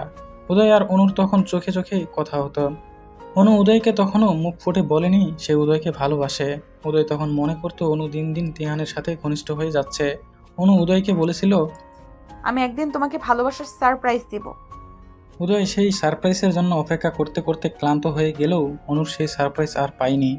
যেদিন অনু সারপ্রাইজ দিতে চেয়েছিল, সারপ্রাইজ হিসাবে দেখেছিল তিহান আর অনুর ঘনিষ্ঠতা। বেশ কিছুক্ষণ ভাবতে ভাবতে উদয় দেখে একটা ছেলে বেলি ফুলের মালা বিক্রি করছে। উদয় একটা মালা নিয়ে ছেলেটির দাম বলার আগেই 1000 টাকা দিল। ছেলেটি বলে, ভাঙতি দেন। এটা তোমার, নিয়ে যাও। সামান্য একটা মালা আপনি এত টাকা দিয়ে কিনছেন কেন স্যার? এটা সামান্য না, তার হাসিটা অসামান্য। সে খুব পছন্দ করে এই মালা।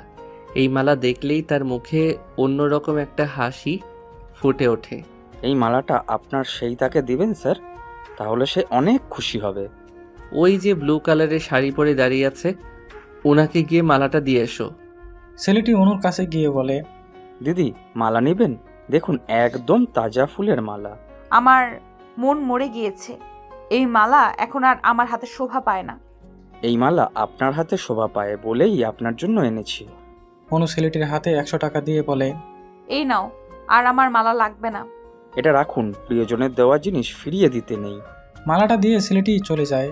অনু অবাক হয়ে তাকিয়ে থাকে ছেলেটির দিকে আর মনে মনে বলে, আমার যে কোনো প্রিয়জন নেই, সব কিছু হারিয়ে গিয়েছে জীবন থেকে। সে কোনো দিন একটি মালা দিয়ে আমায় বলবে না শুধুমাত্র তোমার খুশির জন্য এনেছি। সে কখনো ছোট ছোট খুশির কথা ভাববে না। অনুর বাবা মা বিদায় নিতেই অনু বাড়ির দিকে রওনা হতেই দেখে উদয় তার সামনে। উদয়কে দেখেই ফুলের মালাটা মাটিতে ফেলে দেয় অনু।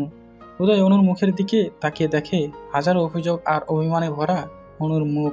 উদয় কিছু না বলে ফুলের মালাটা মাটি থেকে তুলে বলে, প্রিয় জিনিসগুলো এইভাবে অবহেলা করে ছুঁড়ে ফেললে তাদের বড্ড কষ্ট হয় অনু। ওর তো প্রাণ নেই উদয়, তাই কষ্ট বুঝবে না। যার প্রাণ আছে সে বুঝে এই অবহেলার কষ্ট। প্রাণ নেই তাই ওরা বলতে পারে না। ঠিক আমার মতো প্রাণ থাকতেও কষ্টের কথা বলতে পারি না। অনু উদয়ের দিকে তাকিয়ে বলে, অবাক লাগলো কথাগুলো শুনতে। বলেই সামনে হাঁটা দিল। উদয় অনুর হাত ধরে বলে, চলো গাড়িতে বসবে, একসাথে বাড়িতে যাব। সরি মিস্টার উদয়, আমি চাই না আমার মতো নিকৃষ্ট কাউকে আপনার পাশে বসিয়ে অস্বস্তিতে পড়েন। আমি আপনার আর বিরক্তের কারণ হতে চাই না। প্লিজ অনু, এই খারাপ মানুষটার সাথে না হয় আজকে চলো। খারাপ তো তুমি না উদয়, তুমি তো পবিত্র, আর অপবিত্র আমি। তোমার পায়ে ধরছি, প্লিজ অনু। উদয়ের চোখ লাল হয়ে গিয়েছে। উদয়ের চোখের পানি আটকানোর চেষ্টা করছে, কিন্তু অনুর চোখে স্পষ্ট উদয়ের চোখে পানি।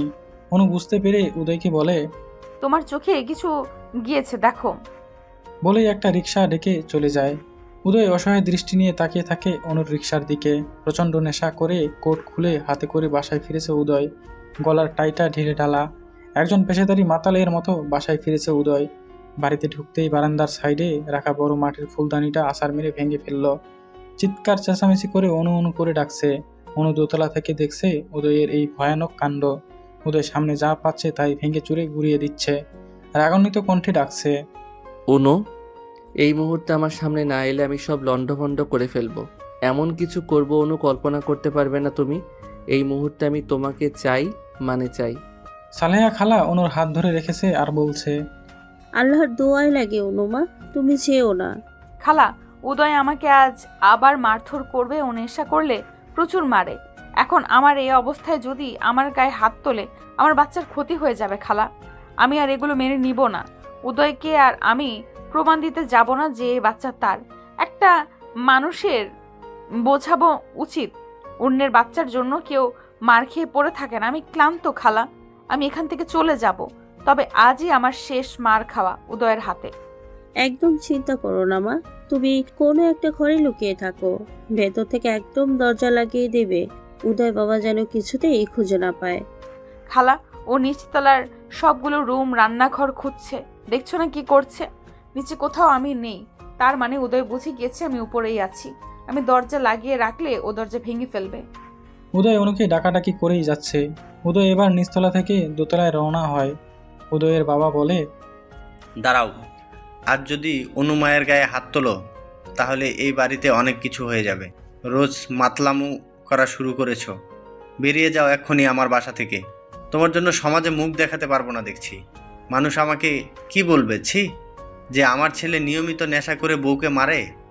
অনুকে ডেকে দাও বাবা। বাড়াবাড়ির লিমিট আছে উদয়, তুমি সব কিছু সীমা লঙ্ঘন করে ফেলেছ। আমার লজ্জা হচ্ছে তোমার মতো সন্তানের জন্ম দিয়েছি বলে। আজকের পর আর মা বলে ডাকবে না আমায়। বেরিয়ে যাও এ বাড়ি থেকে। অনুর গায়ে হাত দিলে আজ আমাদেরও হাত উঠবে। উদয় কারো কথার কোনো উত্তর না দিয়ে সোজা দোতলায় চলে যায়। উদয়ের মা বাবা উদয়ের পিস পিস আছে। তারা উদয়কে বিভিন্নভাবে খারাপ কথা বলে যাচ্ছে, কিন্তু উদয় পাত্তা দিচ্ছে না কোনো কিছুতে।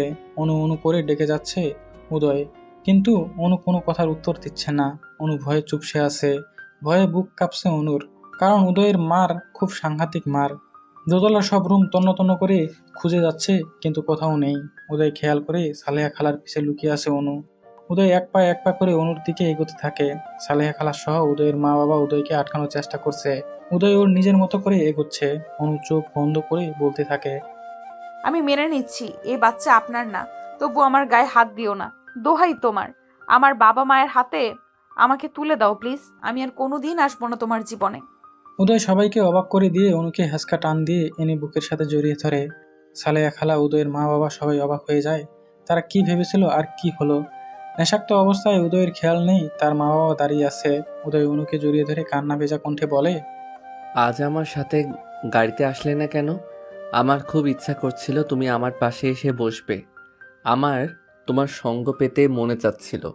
অনু, আমার কেমন পাগল পাগল লাগছে তুমি ছাড়া। আমি এত খারাপ কিভাবে হয়ে গেলাম অনু? দেখো অনু, এরা সবাই আমাকে কত খারাপ ভাবে। আমি নাকি তোমাকে মারবো।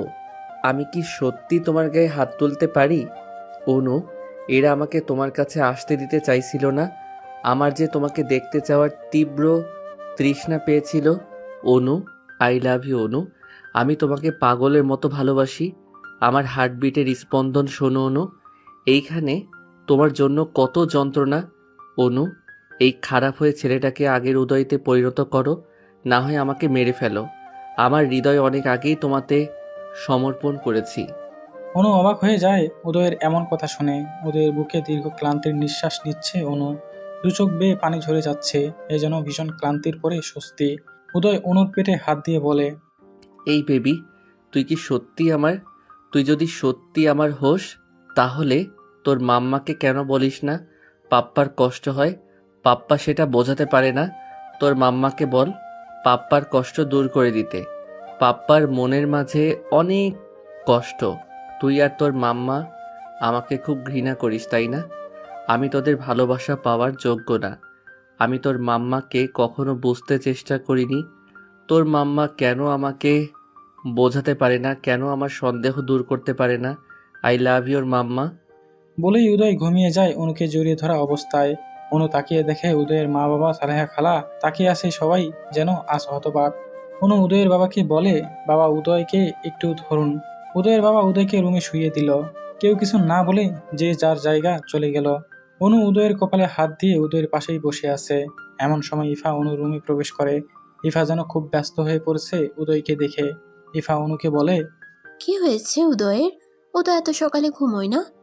উদয়ের চোখে মুখে ইফা হাত দিয়ে দেখতে গেলে অনু ইফার হাতটা এক ঝাটকা মেরে সরিয়ে দেয়। ইফা অবাক হয়ে তাকিয়ে থাকে।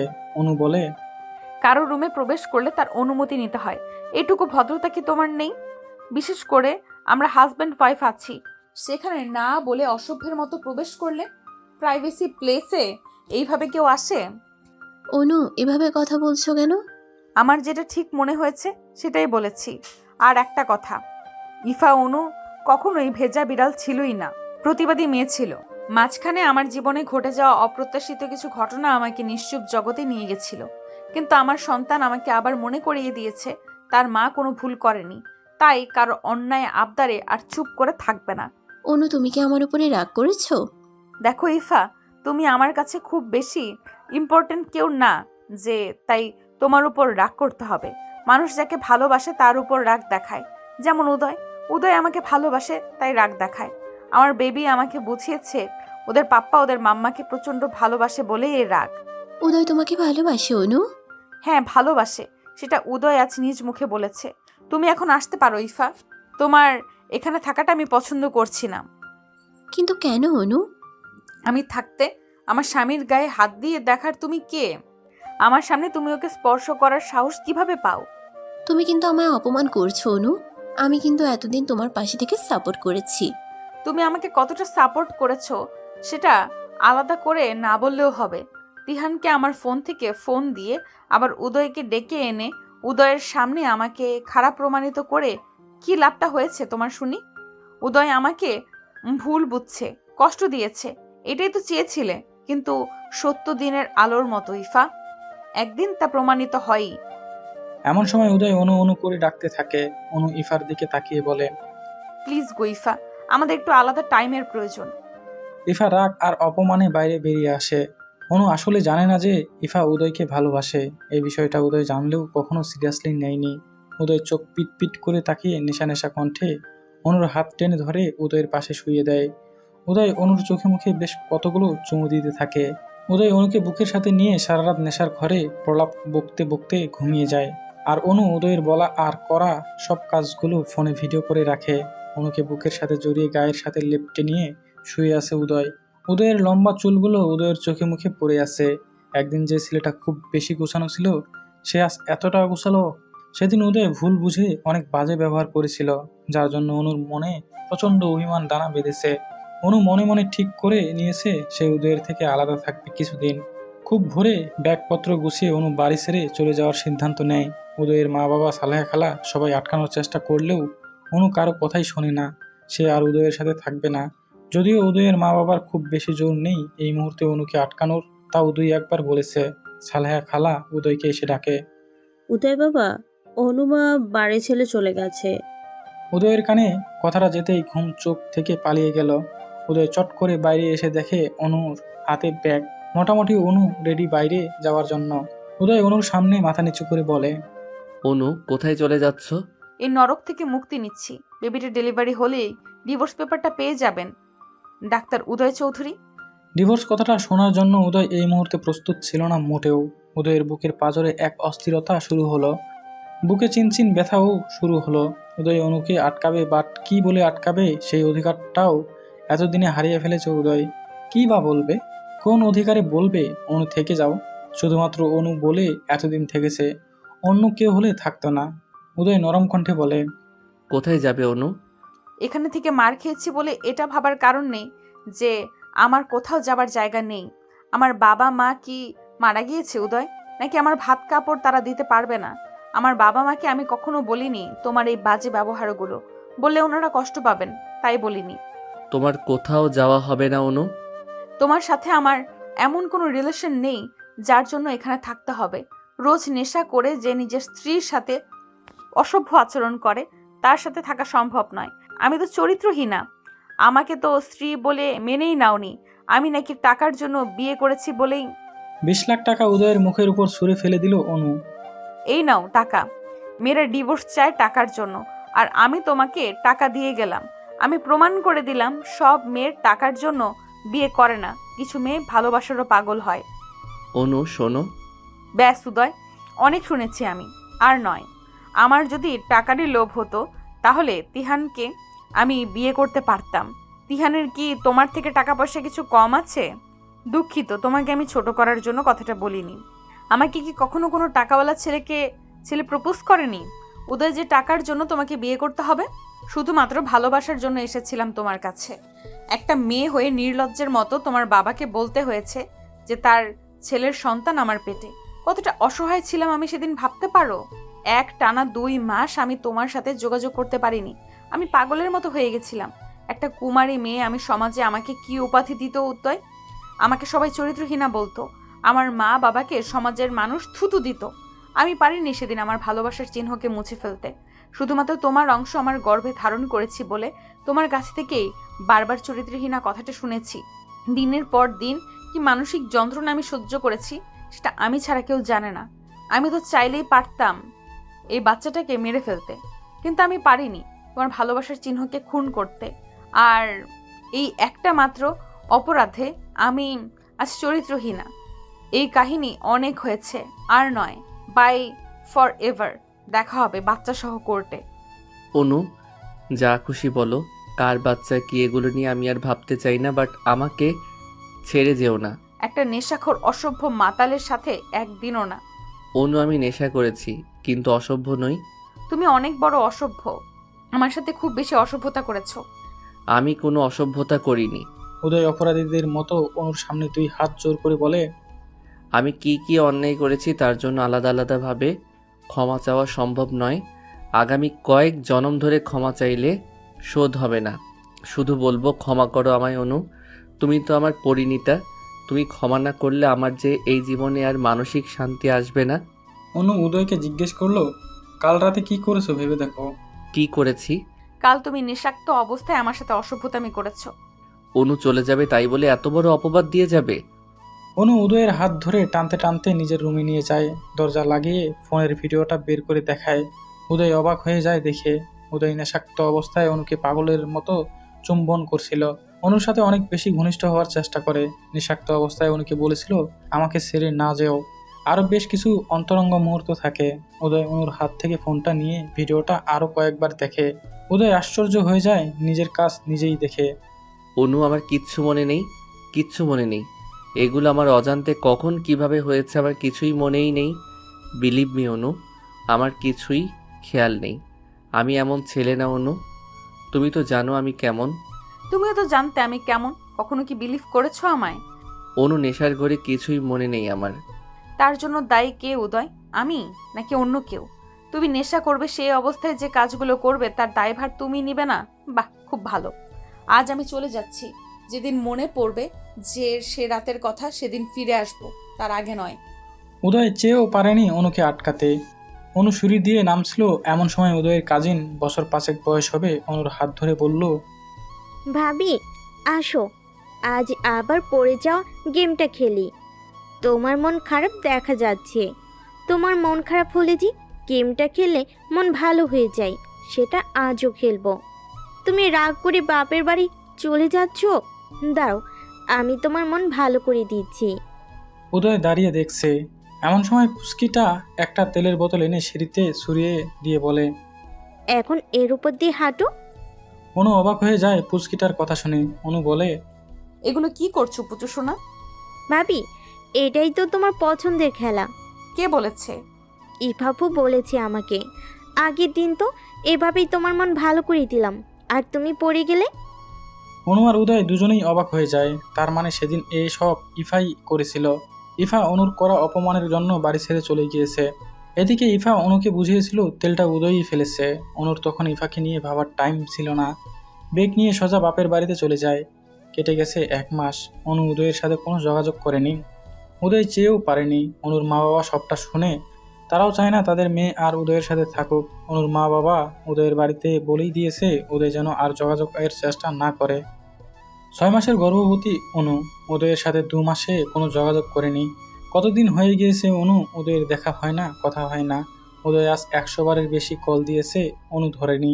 অনু চায় উদয়ের সব মনে পড়ুক, তবেই সে ফিরে যাবে। হালকা হালকা শীত পড়েছে, ফ্যানের বাতাসে বেশ ঠান্ডা লাগছে। অনু ফ্যানটা বন্ধ করে আলমারি খুলে বাইরের কিছু শাড়ি তুলে রাখতে যেতেই কাপড়ের ভাঁজ ভেঙে বেশ কতগুলো শাড়ি নিচে পড়ে গেল। শাড়িগুলোর মাঝে বেশ কয়েকটা শাড়ি উদয়ের। উদয় বিয়ের আগে সালেহা খালাকে দিয়ে পাঠাতো। শাড়িগুলো তুলে বিছানায় নিয়ে অনু হাত বুলাচ্ছে। এই শাড়িগুলোর সাথেই জড়িয়ে আছে তার কত স্মৃতি।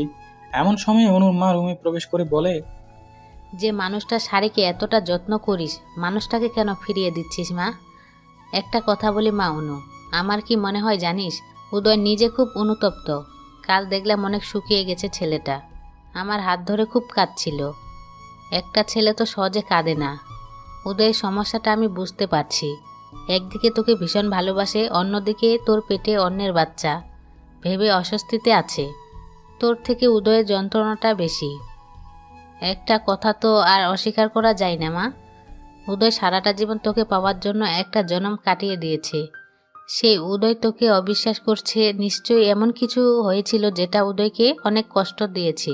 তোর খুঁজে বের করা উচিত এমন কি হয়েছিল, কি জন্য ও তোকে সন্দেহ করে। মা ও তিহানকে নিয়ে সন্দেহ করে। একটা ছেলে কি আর একেবারে খালি খালি সন্দেহ করে অনু? যেহেতু বারবার তিহানের নাম বলছে, নিশ্চয় তিহান উদয়কে এমন কিছু বলেছে বা করেছে যার জন্য উদয় ভুল বুঝতে বাধ্য হয়েছিল। এতদিনে তোর খুঁজে বের করা উচিত ছিল তিহান আসলে কি করেছে। মা, আমি আর উদয়ের ব্যাপারে সবটা তিহান ভাইয়াকে বলতাম। আমাকে উনি সবসময় সাহায্য করেছে, সাপোর্ট করেছে। তিহান ভাইয়া আমাকে যেভাবে বুঝাইছে তাই বুঝছি। আমি শিয়ার থেকে সবটা জেনেছি। তিহানকে বিশ্বাস করাটা আমার ভুল হয়েছে। উদয়ের কি উচিত ছিল না একটা বার আমাকে বিশ্বাস করা? ও আমাকে এতটাই ভালোবাসতো যদি, তাহলে অন্তত একটা বার উচিত ছিল আমাকে সবটা খুলে বলা। মা অনু, তোর জীবন তুই ভেবে দেখ আরেকবার। আমরা তোকে কোনো কিছু নিয়ে জোর করব না। এমন সময় শিয়া ফোন দেয় অনুকে। অনু ফোন রিসিভ করতেই শিয়া বলে, উদয় অ্যাক্সিডেন্ট করেছে।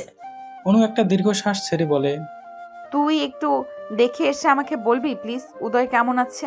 কেন, তুই যাবি না অনু? না, যাব না। কেন অনু? যে সম্পর্ক শেষ হয়ে গিয়েছে সেখানে গিয়ে লাভ কি? তোর কি খারাপ লাগছে না অনু? আমার ভালো খারাপের কারোর কিছু যায় আসেনি কখনো। একটা অনুরোধ, প্লিজ আমাকে জানা উদয় কেমন আছে। সিরিয়াস কিছু হয়নি তো? আমি হসপিটালে এসেছি অনু। আজ তোকে অনেক ইম্পর্টেন্ট একটা কথা বলতে চাই, যেটা শুনলে তুই আশ্চর্য হয়ে যাবে। কি কথা? তুই সেদিন তিহানের কাছে একটা চিঠি দিয়েছিলি যে তুই উদয়কে ভালোবাসিস, উদয়ের জন্য পোর পার্কে অপেক্ষা করবে। কিন্তু তিহান তোকে দিয়ে তিহানের প্রেমিকাকে দেওয়ার জন্য চিঠি লিখিয়েছিল। সেটাই তিহান উদয়কে দিয়ে বলেছিল যে তুই চিঠিটা তিহানকে দিয়েছিস। সেই বৃষ্টির রাতে তুই তিহানের কাছে চিঠি দিতে গিয়েছিলি উদয়ের জন্য, আর তিহান সেটির অপব্যবহার করেছে। তোর ড্রেসের মতো সেম ড্রেস বানিয়ে তিহান ওর গফকে দিয়েছিল, আর মেয়েটার সাথে বাজে রিলেশন করেছে। তারই ভিডিও উদয়কে দেখিয়েছে, আর এমনভাবে এডিট করেছে ওই মেয়েটার ফেস তোর ফেস লাগিয়ে দিয়েছে। তিহান এতটাই খারাপ যে তোকে পাওয়ার জন্য অন্য একটা মেয়েকে ইউজ করেছে। উদয় দেখে সেদিন থেকে নেশা করা শুরু করেছে। উদয় নিজের প্রাণের থেকে তোকে বেশি ভালোবাসতো অনু। প্রাণের থেকে প্রিয় মানুষটার এমন বাজে ভিডিও দেখলে কার ভালো লাগে? এমনকি তিহান প্রায় এমন ভিডিও দেখাতো উদয়কে, যেটা দেখে উদয় বিশ্বাস করতে বাধ্য হয়েছিল। অনু, এবার ভেবে দেখ উদয় কতটা কষ্ট পেয়েছিল তোকে না পাওয়ার যন্ত্রণায়। তিহান যখন বারবার উদয়কে বলতো অনু তার, অনুর সব কিছু দিয়েই তিহানকে ভালোবাসে, উদয়ের মনের ক্ষতটা দেখ অনু, উদয় যে বেঁচে আছে সেটাই অনেক বড় ব্যাপার। উদয়ের অবস্থা ভালো না অনু, পারলে একবার দেখতে আয় প্লিজ। অনু ফোনটা কেটে অনুর মা বাবাকে সাথে নিয়ে হসপিটালে গেল। উদয়ের কেবিনে ইফাও উপস্থিত। উদয়ের অ্যাক্সিডেন্ট শুনে ইফা এসেছে। কেবিনের বাইরে সবাই বসে আছে। ডাক্তার একজন একজন করে অ্যালাউ করেছে দেখা করার জন্য। অনু গিয়ে দেখে যে ইফা ভেতরে উদয়ের মাথার পাশে টুল নিয়ে বসে আছে। ইফা উদয়ের কাছে জানতে চাইলো এভাবে অ্যাক্সিডেন্টটা কিভাবে হলো। ইচ্ছাকৃতভাবেই হলো। ইচ্ছাকৃতভাবে মানে? আমি নিজেকে শাস্তি দিতেই এমনভাবে বেখেয়ালভাবে রাস্তা ক্রস করছিলাম যাতে আমার অ্যাক্সিডেন্ট হয়। যদি বড় কিছু হয়ে যেত? বড় কিছু হতেই এমন করেছি। আমি বেঁচে থাকতে চাইনি, তাই। এসব পাগলামির কারণ কি উদয়? অনু। মানে? এসবের মানে অনু, আমি অনুর জন্য এমন করেছি। কি লাভ এতে উদয়, যে ছেড়ে চলে গিয়েছে তার জন্য এসব পাগলামো করে? অনুকে আমি যতটা আঘাত দিয়েছি ততটা নিজে পেতেই নিজেকে ক্ষত করেছি। উদয়, যে তোমাকে ভালোবাসে তার দিকে ফিরেও তাকিয়ে দেখলে না, যে প্রতিটা মুহূর্তে তোমাকে চায়, যে তোমাকে ভীষণ ভালোবাসতে চায় উদয়, আমার দিকে তাকিয়ে দেখো না উদয়। এতদিন আমি বলতে পারিনি তোমাকে, ভেবেছি তুমি একদিন না একদিন ঠিকই আমাকে বুঝবে, কিন্তু না, তুমি আজও অনুকে নিয়েই পড়ে আছো। ভেবেছিলাম অনুকে ঘৃণা করো, হয়তো আমাকে মেনে নিবে, কিন্তু তোমার মনে বিন্দুমাত্র জায়গা আমার জন্য নেই। ইফা, আমার ঘৃণাতেও অনু, আমার অবহেলাতেও অনু, আমার ভালোবাসাতেও অনু, আমার ভালোবাসার প্রথম এবং শেষ শব্দ অনু। এসব কি বাজে কথা বলছো? তুমি আমাকে ভালোবাসো? প্লিজ, ভালো লাগছে না এগুলো শুনতে। অনু দরজায় দাঁড়িয়ে আছে। হঠাৎ ইফার চোখ পড়লো অনুর দিকে। ইফা উঠে এসে অনুকে বলে, তোমার এখানে কি চাই? উদয়ের পাশে এখন আর তোমাকে প্রয়োজন নেই, তুমি চলে গিয়েছিলে, এখন কি চাই তোমার? যাও এখন। তোমার সাথে বোঝাপড়াটা পরে সেরে নিব, এখন আমার স্বামী অসুস্থ, সো লিভ হেয়ার। ইফা অনুকে কিছুতেই ঢুকতে দিবে না। উদয় অনুর কণ্ঠ শুনে অনুর নাম ধরে ডাক দেয়। অনু ইফাকে একটা ঝটকা মেরে ফেলে দিলে বলে, তোমার সাথে অনেক বোঝাপড়া আছে আমার, ভেবো না আমি কিছুই জানি না। নিজে তেল ফেলে উদয়কে ফাঁসাতে চেয়েছিলে তুমি। বলেই অনু কেবিনের মাঝে প্রবেশ করে। অনু উদয়ের পাশে টুলে বসে উদয়ের হাত ধরে হু হু করে কেঁদে দিল। উদয় খুব খারাপভাবে ক্ষত বিক্ষত হয়েছে, অনেক রক্ত ঝরেছে। অনু কেঁদেই যাচ্ছে। উদয় অনুকে বলে, এভাবে কাঁদছো কেন? আমার কিছুই হয়নি। তোমার শরীরে যতটা আঘাত আমি করেছি সে তুলনায় এটা কিছুই না। হসপিটালে উদয়ের হাত ধরে বসে আছে অনু। উদয়ের অ্যাক্সিডেন্টের কারণ জানতে চাইলে উদয় বলে সে অনুকে অনেক অত্যাচার করেছে, অনুকে আঘাত করেছে, ব্যথা দিয়েছে। সেটা উদয়কে মানসিক শান্তি দিচ্ছিল না। অনুকে দেওয়া আঘাত নিজে নিতেই উদয় অ্যাক্সিডেন্ট করেছে। উদয়ের মুখ থেকে এ কথা শুনে অনু আরো ভেঙে পড়েছে। অনুর চোখের পানিতে উদয়ের হাত ভিজে যাচ্ছে। দুজনের কারো মুখে কোনো কথা নেই। উদয় অনুকে বলে, আমার বেবি কেমন আছে? আমার বেবি কথাটা শুনেই অনুর মনে প্রলয় শুরু হয়। এই কথাটা শুনবে বলে অনু এত কষ্ট সহ্য করেছে। কাল রাতে একটা পেশেন্ট তার বডির একটা সমস্যা দেখাতে ভিডিও পাঠিয়েছিল। আমি গ্যালারিতে ভিডিও দেখতে গিয়ে হঠাৎ একটা ভিডিও চোখে পড়ল। আমার অজান্তে কখন এই ভিডিও হয়েছে আমি নিজেও জানি না। ভিডিওটা দেখে আমার মরে যেতে ইচ্ছা করছিল। অনু, আমি কখনোই কষ্ট নিয়ে বেঁচে থাকতে পারবো না। সে রাতে তোমার আমার মাঝের ঘটে যাওয়া ঘটনা আমি জানি না কিভাবে আমার ফোনে ভিডিও হয়ে গেছিল। অনু, আমি তখনই নিশ্চিত হয়েছি সব অপরাধ আমার। তোমার গর্ভে আমারই সন্তান বড় হচ্ছে। অনু, আমি খুব খারাপ। এই খারাপ আমিটার তোমার উপর কোনো অধিকার নেই। আমার সন্তান তো পেটে থেকেই জেনে গিয়েছে ওর বাবা কতটা খারাপ বাবা। ওর জন্মের আগে আমি মরে যেতে চাই। সারাটা জীবন তুমি আর আমার সন্তান আমাকে অপরাধীর চোখে দেখবে, এটা আমি মেনে নিতে পারবো না। অনুকে কথাগুলো বলার সময় উদয় খুব কাঁদছিল। উদয়ের কান্না দেখে অনু নিজেকে সামলাতে না পেরে অনুও কেঁদে ফেলে। অনু উদয়কে বলে, আমি তো শারীরিক আঘাত পেয়েছি, আর তুমি যে মানসিক আঘাত পেয়েছো। শরীরের আঘাত সহ্য করা যায়, কিন্তু মনের আঘাত সহ্য করা যায় না। উদয়, আই এম সরি উদয়, সব কিছুর জন্য আমি দায়ী। সম্পর্কে কখনো তৃতীয় পক্ষকে পার্সোনাল কথা বলতে নেই। উদয়, তিহান আমার সরলতার সুযোগ নিয়ে এত কিছু করেছে, তোমাকে কষ্ট দিয়েছে। আমি কখনো ভাবতে পারিনি যে তিহান এতটা শত্রুতা করবে আমাদের সাথে। আমি জানতাম না তিহান তোমাকে খারাপ ভিডিও এডিট করে দিত। উদয়, আমার খুব কষ্ট হচ্ছে এটা ভেবে। এতদিন তুমি মানসিকভাবে কতটা যন্ত্রণা সহ্য করেছো। মনের যন্ত্রণা সহ্য করা যায় না, এটা খুব কষ্টের ব্যাপার। আমি আমার রাগ, অভিমান, কষ্ট সব ভুলে গিয়েছি। বিচ্ছেদের পরেও যে ভালোবাসা ফিরে আসে সেটা হলো শুদ্ধতম ভালোবাসা। রাগ অভিমান আছে বলেই হয়তো ভালোবাসার গভীরতা বোঝা যায়। সত্যিকারের ভালোবাসা একদিন না একদিন ঠিকই সব ভুল বুঝাবুঝি মিটিয়ে পরস্পরের কাছে আসে। উদয় আর অনুর মাঝের সব ভুল বুঝাবুঝির অবসান হলো অবশেষে। অনু উদয়ের কাছে জানতে চাইলো সেদিন এমন কি হয়েছিল যার জন্য উদয় এতটা ভুল বুঝেছিল। উদয় তখন অনুকে সেই কাল রাত্রির বর্ণনা দিল। তিহান সেদিন আমাকে বলেছিল তুমি তিহানকে ভালোবাসো আর তিহানের সাথে দেখা করবা। তিহান আমাকে ফোন দিয়ে নিয়ে গেছিল সেদিন। আমি তোমার মুখে অনেক হাসি দেখেছিলাম। তোমাকে তিহানের সাথে দেখে মেনে নিতে পারিনি। তিহান সাথে সাথে আমাকে ভিডিও পাঠিয়ে দিয়েছিল যেটা এডিট করা ছিল, আমি বুঝতে পারিনি। তাছাড়া তোমার লেখা স্পষ্ট হাতের লেখার চিঠি দেখে আমি বিশ্বাস করতে বাধ্য হয়েছিলাম। সেদিন সেই হাসিটা তোমার জন্যই ছিল পাগল। আমি তিহানকে বলেছিলাম তিহান যেন তোমাকে জানিয়ে দেয় তোমার অনু তোমাকে ভালোবাসে। দুজনের চূড়ান্ত ভুল বুঝাবুঝির শেষে উদয় সুস্থ হলে বাড়িতে ফিরল দুজন। পরিবারে অনেকদিন পর আনন্দের উল্লাস শুরু হলো। ফ্যামিলির সুখ শান্তি ফিরে আসাতে উদয়ের বাবা বাড়িতে একটা ছোট্ট দোয়া অনুষ্ঠানের আয়োজন করলো। উদয় অনুর জীবনের সুখ শান্তি কামনা করে দোয়া করলো সবাই। ব্যালকনিতে দাঁড়িয়ে আছে অনু। উদয় অনুর হাত ধরে বলে, অনু বেস্ট বাবা আর বেস্ট হাজবেন্ড হয়ে দেখাবো, দেখে নিও। তুমি সবসময়ই বেস্ট ফর মি। অনু নিজের পেটে হাত দিয়ে বলে, এই পুচকু, তোর বাবা তোকে খুব ভালোবাসে তাই না?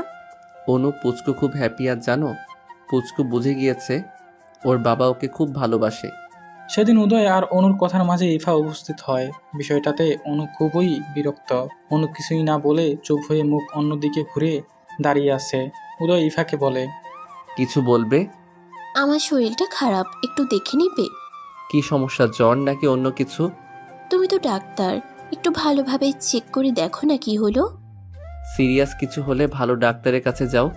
আমি তো আর সব কিছু বিশেষজ্ঞ না। তুমি একটু যাবে প্লিজ? কাল সকালে বাড়ি চলে যেও, তারপর নিজের ফ্যামিলির সাথে ডাক্তারের কাছে যেও। কিছু মনে করো না অনু, এখন অসুস্থ। আমরা এখন বাড়তি মানুষ চাইছি না আমাদের ফ্যামিলিতে। তাছাড়া আত্মীয় বাড়ি বেশি দিন এসে থাকাটাও ঠিক নয়। আর হ্যাঁ, ইফা, তোমাকে পুলিশে দেওয়া হয়নি, এটাই অনেক বড় ব্যাপার। সিঁড়িতে তেল ফেলে অনুর ক্ষতি করতে চেয়েছিলে তুমি। তুমি কি ভেবেছো আমি সবটা ভুলে গিয়েছি? আমি কিছুই ভুলিনি। কেন করেছো এগুলোর উত্তর দাও। অনুকে কষ্ট দিতে করেছি, আর যা করেছি বেশ করেছি। অনুর জন্য আমি তোমার ভালোবাসা পাইনি উদয়। আমি তোমাকে চাই উদয়, ভীষণভাবে চাই। এই জীবনে আমার তোমাকে চাই। অনু ইফার গালে একটা থাপ্পড় মেরে বলে, অনু ইফার গালে একটা থাপ্পড় দিয়ে বলে, তিহানের সাথে মিলে সবটা তুমি করেছো। আমার আর উদয়ের সব অশান্তির মূলে তুমি রয়েছো। দেখো ইফা, আমি আর উদয় আজ এক হয়ে গিয়েছি। আর চাইলেও কেউ আমাদের জীবনে অশান্তি করতে পারবে না। ইফা রাগে অপমানে ফুঁসতে ফুঁসতে উদয়ের বাড়ি থেকে বেরিয়ে যায়। এইদিকে অনু গাল ফুলিয়ে আসে। উদয় অনুকে কোলে নিয়ে রুমে নিয়ে যায়। অনুর একটা মাথা ধরেছে। উদয় অনুর মাথায় হালকা একটু নারকেল তেল দিয়ে মাথায় চিরুনি দিয়ে চুল বেনি করতে করতে বলে, অনু, আমার মনের মাঝে খুব অশান্তি হয় সব সময়। কেন? অতীত, সব সময় আমার অতীত মনে পড়ে। অনু উদয়ের দিকে ঘুরে উদয়ের কপালে একটা চুমু দিয়ে উদয়ের বুকে মাথা দিয়ে বলে, জানো, আমার এখন সব সময় খুবই শান্তি লাগে, কারণ এই বুকটায় মাথা রাখতে পারি। আগে কি হয়েছিল সব ভুলে গিয়েছি। আমার এখন তুমি আছো, এতেই আমি খুশি জান পাখি। উদয় অনুর মাথায় থুতনি ঠেকিয়ে বলে, অনু, তুমি আছো বলে জীবনটা এত সুন্দর। এই জন্য ছোটবেলা থেকে আমি শুধুই তোমাকে ফলো করতাম। ছোটবেলায় উদয় অনুকে ফলো করত, আর মাঝে মধ্যে অনুর ব্যাগ থেকে টাকাও চুরি করত। সেগুলো ফেরত চায় অনু। উদয়কে অনু বলে, তুমি প্রায় আমার টাকা চুরি করতে। ওয়েট, টাকা দিচ্ছি। উদয় আলমারি খুলে অনুর থেকে নেওয়া সব টাকাগুলো বের করে দেখালো। সব টাকার গায়ে লেখা আই লাভ ইউ অনু। অনু টাকাগুলো গুনে হিসাব করলো। 2 টাকা থেকে শুরু 1000 টাকার নোট সবই আছে। অনু গুনে দেখলো 18,200 টাকা মোট হয়েছে। অনু উদয়কে বলে, এইভাবে টাকাগুলো যত্ন করে রেখে দিয়েছো? তুমি নিজে তো একটা যত্নের মানুষ আমার কাছে। 8 মাসের গর্ভবতী অনু। উদয় 24 ঘন্টা অনুর খেয়াল রাখছে। অনুকে একটা কুটো নাড়তে দেয়নি। সকালে অনুকে খাইয়ে উদয় চেম্বারে যায়, আবার সারাদিন ফোন করে অনুর খোঁজ খবর রাখে। উদয় আর অনুর মাঝের সব ভুল বোঝাবুঝি মিটে গিয়েছে। উদয় আর অনু এখন অনেক ভালো আছে। হঠাৎ অনুর গরুর ভুঁড়ি আর রুটি খেতে মনে চেয়েছে। এমন একটা খাবার হুট করে কাকে বলবে, বললেও তো পাওয়া যাবে না। উদয় অনুকে ফোন দিয়েছে অনুর কিছু খেতে ইচ্ছা করছে না কিনা, তাহলে উদয় নিয়ে আসবে। কিন্তু অনু শুধু মুখ কুচকাচ্ছে, উদয়কে বলতেই পারছে না। এমন সময় সালেহা খালা উদয়কে পাশ থেকে বলে, উদয় বাবা, অনুমায়ের তো গরুর ভুঁড়ি খেতে ইচ্ছে করছে। উদয় সবগুলো রেস্টুরেন্টে ফোন দিয়ে একটা রেস্টুরেন্টের রান্না করা ভুঁড়ি পেয়ে গেল। উদয় রেস্টুরেন্ট থেকে ফেরার সময় অনুর জন্য বেশ কয়েকটা শাড়িও কিনলো, সাথে কাচের চুড়িও কিনলো, কারণ আজ অনুর জন্মদিন। উদয় অনুকে একটা সারপ্রাইজ দিতে চায়। উদয় হঠাৎ খেয়াল করে তিহানকে পুলিশে ধরে নিয়ে যাচ্ছে। উদয় একটা পরিচিত লোকের থেকে জানতে পারে একটা মেয়ের সাথে ভালোবাসার অভিনয় করে তাকে রেপ করে এতদিন লুকিয়েছিল। পুলিশ আজ তাকে খুঁজে পেয়েছে। উদয় যেন মারাত্মক একটা স্বস্তি পেল। অপরাধ করে কেউ কোনোদিন পালিয়ে ভালো থাকতে পারে না। ইফা নিজেই অনুকে আর তিহানের বিচার আইন করবে। উদয় বাসায় ফিরেই অনুকে পেছন থেকে জড়িয়ে ধরে গালে কয়েকটা চুমু দিয়ে বলে, শুভ জন্মদিন কলিজা। অনু অবাক হয়ে যায় উদয় এত ঝামেলার মাঝেও এটা মনে রেখেছে। অনু উদয়কে জড়িয়ে ধরে বলে, আই লাভ ইউ টু কলিজা, ভীষণ মিস করছিলাম তোমাকে। কয়দিন বা বাঁচবো, বেশি টাকা দিয়ে আর কি করব? ডিউটি কমিয়ে দিয়ে তোমাকে টাইম দিব। অনেক টাকা জমিয়ে রেখে মারা গিয়ে লাভ কি? তার থেকে তোমাকে সময় দিব, সেটাই ভালো হবে, তাই না কলিজা? উদয়, অনেকটা ভুল বোঝাবুঝির পরে আমরা এক হয়েছি। বাকিটা জীবন এইভাবেই তোমার হাত ধরেই কাটিয়ে দিতে চাই। অনু, আমি অনেক ভাগ্যবান। আমার সব দোষ ত্রুটি ক্ষমা করে দিয়ে এ অধমকে তোমার জীবনে জায়গা দিয়েছ। তোমাকে পেয়েছি আমি অনেক ভাগ্যবান, তাই সারাটা জীবন এভাবেই পাশে থেকো। অনুর পেটে একটা চুমু দিয়ে বলে, আমার বেবিকে আমার কোলে তুলে দাও অনু। একটা মানুষের জীবন অপূর্ণ বেবি ছাড়া। তুমি আমার কাছে আল্লাহর দেওয়া বেস্ট গিফট, আর তুমি বেস্ট বলেই তোমার মতোই বেস্ট গিফট আমাকে দিতে চলেছ।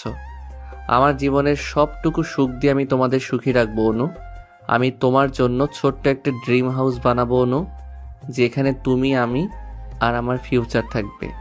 অনু উদয়ের হাত ধরে বলে, বাকিটা জীবন এইভাবেই তোমার হাত ধরেই কাটিয়ে দিতে চাই। উদয় রাত 12টা বাজতেই ইয়া বড় একটা কেক হাজির করলো। নিজের ফ্যামিলি সাথে নিয়ে অনুর জন্মদিন সেলিব্রেট করলো। পরের দিন উদয় নিজ হাতে অনুকে একটা লাল শাড়ি পরিয়ে দিল বাঙালি মতে। হঠাৎ অনুর সাজতে মন চেয়েছে। অনুর ইচ্ছা পূরণ করতেই উদয় অনুকে নিজের মনের মতো করে সাজিয়ে দিল। অনুর লিভার পেইন এর এখনো দেরি আছে, মাত্র 8.5 মাস চলছে। উদয় সেদিন হসপিটালে এমার্জেন্সি মিটিংয়ে ছিল। অনুর হঠাৎ প্রচণ্ড পেটে পেইন শুরু হয়েছে। অনু ব্যথায় ছটফট করছে। উদয়কে ফোন দিয়ে জানাতেই উদয় ভয়ে পেয়ে যায়। এত দ্রুত কিভাবে সম্ভব? এখনো তো ডেট হয়নি। উদয় গাইনি ডাক্তারকে বিষয়টা জানালে গাইনি ডাক্তার বলে মিসক্যারেজ এর ভয় আছে। এমন টাইমে খিঁচুনি হয়ে মা বাচ্চা উভয়ই মারা যায়। উদয় কথাটা শুনে মারাত্মক ভয় পেয়ে যায়। বাড়িতে দ্রুত অ্যাম্বুলেন্স পাঠিয়ে দিল। অনুকে হসপিটালে আনা হলো দ্রুত। অনু ব্যথায় ছটফট করছে আর বলছে, উদয়, আমি বোধহয় বাঁচবো না, আমার বেবিকে তুমি দেখে রেখো। উদয় অনুর হাত ধরে বলে, কিছুই হবে না তোমার। তোমার বেবি আর তুমি দুজনেই সুস্থ থাকবে, ভয় পেও না অনু। টেনশনে উদয়ের প্রেসার বেড়ে যাচ্ছে। ডাক্তারকে উদয় বলে দিয়েছে, যেভাবেই হোক মা বাচ্চা দুজনকেই বাঁচাতে হবে। এই বাচ্চার জন্যই অনু অনেক কষ্ট করেছে। এই বাচ্চার কিছু হলে অনুকে বাঁচানো যাবে না। ডাক্তার উদয়কে বলে, অনুকে এখনই অপারেশন করতে হবে, তাহলে হয়তো মা বেবি দুজনকেও বাঁচানো যাবে। উদয়ের অনুমতিতে অনুকে ওটিতে নেওয়া হলো। উদয় অনুর জন্য বিভিন্ন মসজিদে মানত করলো। ফ্যামিলির সবাই টেনশন করছে কি হবে না হবে এটা ভেবে। ইফাও হসপিটালে এসেছে। ওটি শেষ হলে ডাক্তার গুড নিউজ দিল, অনু সুস্থ আছে। যমজ 2টা ছেলে হয়েছে। উদয় যেন খুশিতে পাগল হয়ে যাওয়ার উপক্রম। অনুর কেবিনে ঢুকেই অনুর গালে চোখে চুমু দিয়ে ছেলেদের কোলে তুলে নিল। অনুর হাত ধরে বলে, আল্লাহর কাছে লাখ লাখ শুকরিয়া, তুমি ঠিক আছো তাই। ইফা অনুর কাছে এসে ক্ষমা চেয়ে নেয়। অনুও ইফাকে ক্ষমা করে দিল। অনুর আর তার 2 ছেলেকে বাড়িতে আনা হলো। অনুর মা বাবাও এসে অনুর বাড়িতেই উঠেছে, কারণ 2টা বাচ্চা সামলাতে অনু আর উদয় দুজনের মা বাবাই হিমশিম খেয়ে যায়। অনু আর উদয়ের মা বাবা দুপক্ষই ভীষণ খুশি। তাদের নাতি নিয়েই তাদের দিন কেটে যায়। বাচ্চাদের বয়স 1.5 বছর হতেই মহা অশান্তি শুরু হয়। বাচ্চা 2টাই হাঁটা শিখেছে, 2টাই ভারী দুষ্ট হয়েছে। উদয়ের ফোন নিয়ে একবার পানিতে ভেজাচ্ছে, ইচ্ছা করে দুজনে বিছানায় হিসু করছে। রিমোট ভেঙে ফেলছে, রুমের জিনিসপত্র সব এলোমেলো করে রাখছে। অনুকে বাচ্চারা অতিষ্ঠ করে তুলছে। রাত 12টার আগে একটাও ঘুমোয় না, আবার ভোর 4টায় উঠে যায়। অনু বাচ্চাদের উদয়ের কাছে রেখে পাশের রুমে গিয়ে ঘুমিয়ে পড়ে। ইদানিং অনু রোজ এই কাজ করছে। বাচ্চাদের বকলে উদয় আবার রাগ করে, তাই অনু উদয়ের কাছেই বাচ্চাদের রেখে যায়। অনেক দিন হয়েছে দুজনে একটু আলাদা সময় কাটাতে পারে না। অনু রাত 11টার দিকে পাশের রুমে গিয়ে ঘুমিয়েছে। উদয় বাচ্চাদের ঘুম পাড়িয়ে পাশের রুমে গিয়ে অনুকে জড়িয়ে ধরে। অনু বলে, এই তুমি যাও তো, সারাদিন তোমার বাচ্চারা আমাকে ঘুমাতে দেয় না। ওদের পিছে ঘুরতে ঘুরতে আমি ক্লান্ত, এখন ঘুমাবো। উদয় আরও একটু শক্ত করে জড়িয়ে ধরে বলে, হুম, আজ বউকে জড়িয়ে ধরে ঘুমাবো। ওদের পাশে আজ সালেহা খালাকে রেখে এসেছি। অনু ঘুম ঘুম চোখে বলে, ওদের ঘুমাতে দাও না। উদয় অনুর গলায় ঠোঁট ডুবিয়ে বলে, একটু ভালোবাসতে দাও না। দুইটা ছেলের বাবা হয়েছি বলে কি আমি বুড়ো হয়ে গিয়েছি? বউকে ভালোবাসতে পারবো না? এই 1 বছরে যা গ্যাপ গিয়েছে সবটা উসুল করে নিব। অনু বুঝতে পেরেছে তার উদয় আজ অনেক রোমান্টিক মুডে আছে, তাকে কোনোভাবেই আটকানো যাবে না। বাধ্য হয়েই বরের কাছে ধরা দিতে হলো। উদয় অনুকে আদর করতে করতে ঘুমিয়ে গেল। পরের দিন খুব ভোরে উদয় তাকিয়ে দেখে অনু তার কোলের মাঝে আর 2 বাচ্চা তাদের কাছে এসে হাতে তালি দিচ্ছে আর হাসছে। অনু উদয়কে ঝটকা মেরে ফেলে দিয়ে বলে, সরো, ছেলেরা বড় হচ্ছে, দুষ্টুমি কমিয়ে দাও। ছেলে দুইটা সত্যি দুষ্টু হয়েছে। উদয় অনুকে একটা চুমু দিলেই দাদু আর নানুকে বলে দেয় সাথে সাথে। এই বাচ্চা দুটোই তাদের ফ্যামিলির হাসি আনন্দের একমাত্র কারণ। আসলে এই বাচ্চা ছাড়া একটা ফ্যামিলি সম্পূর্ণ অপূর্ণ থাকে। সব অপূর্ণতা বাচ্চারা পূর্ণ করে দেয়। উদয় অফিস থেকে আসলে অনুর জন্য চকলেট সাথে বাচ্চাদের জন্য চকলেট নিয়ে আসে। উদয়ের কাছে অনু একটা বাচ্চা। এই দুষ্ট 2টা বাচ্চার জন্য উদয়ের ফ্যামিলি আরো বেশি জীবন্ত হয়ে উঠেছে। উদয় অনুর ভালোবাসা পূর্ণতা পেয়েছে তাদের 2 সন্তানের জন্য।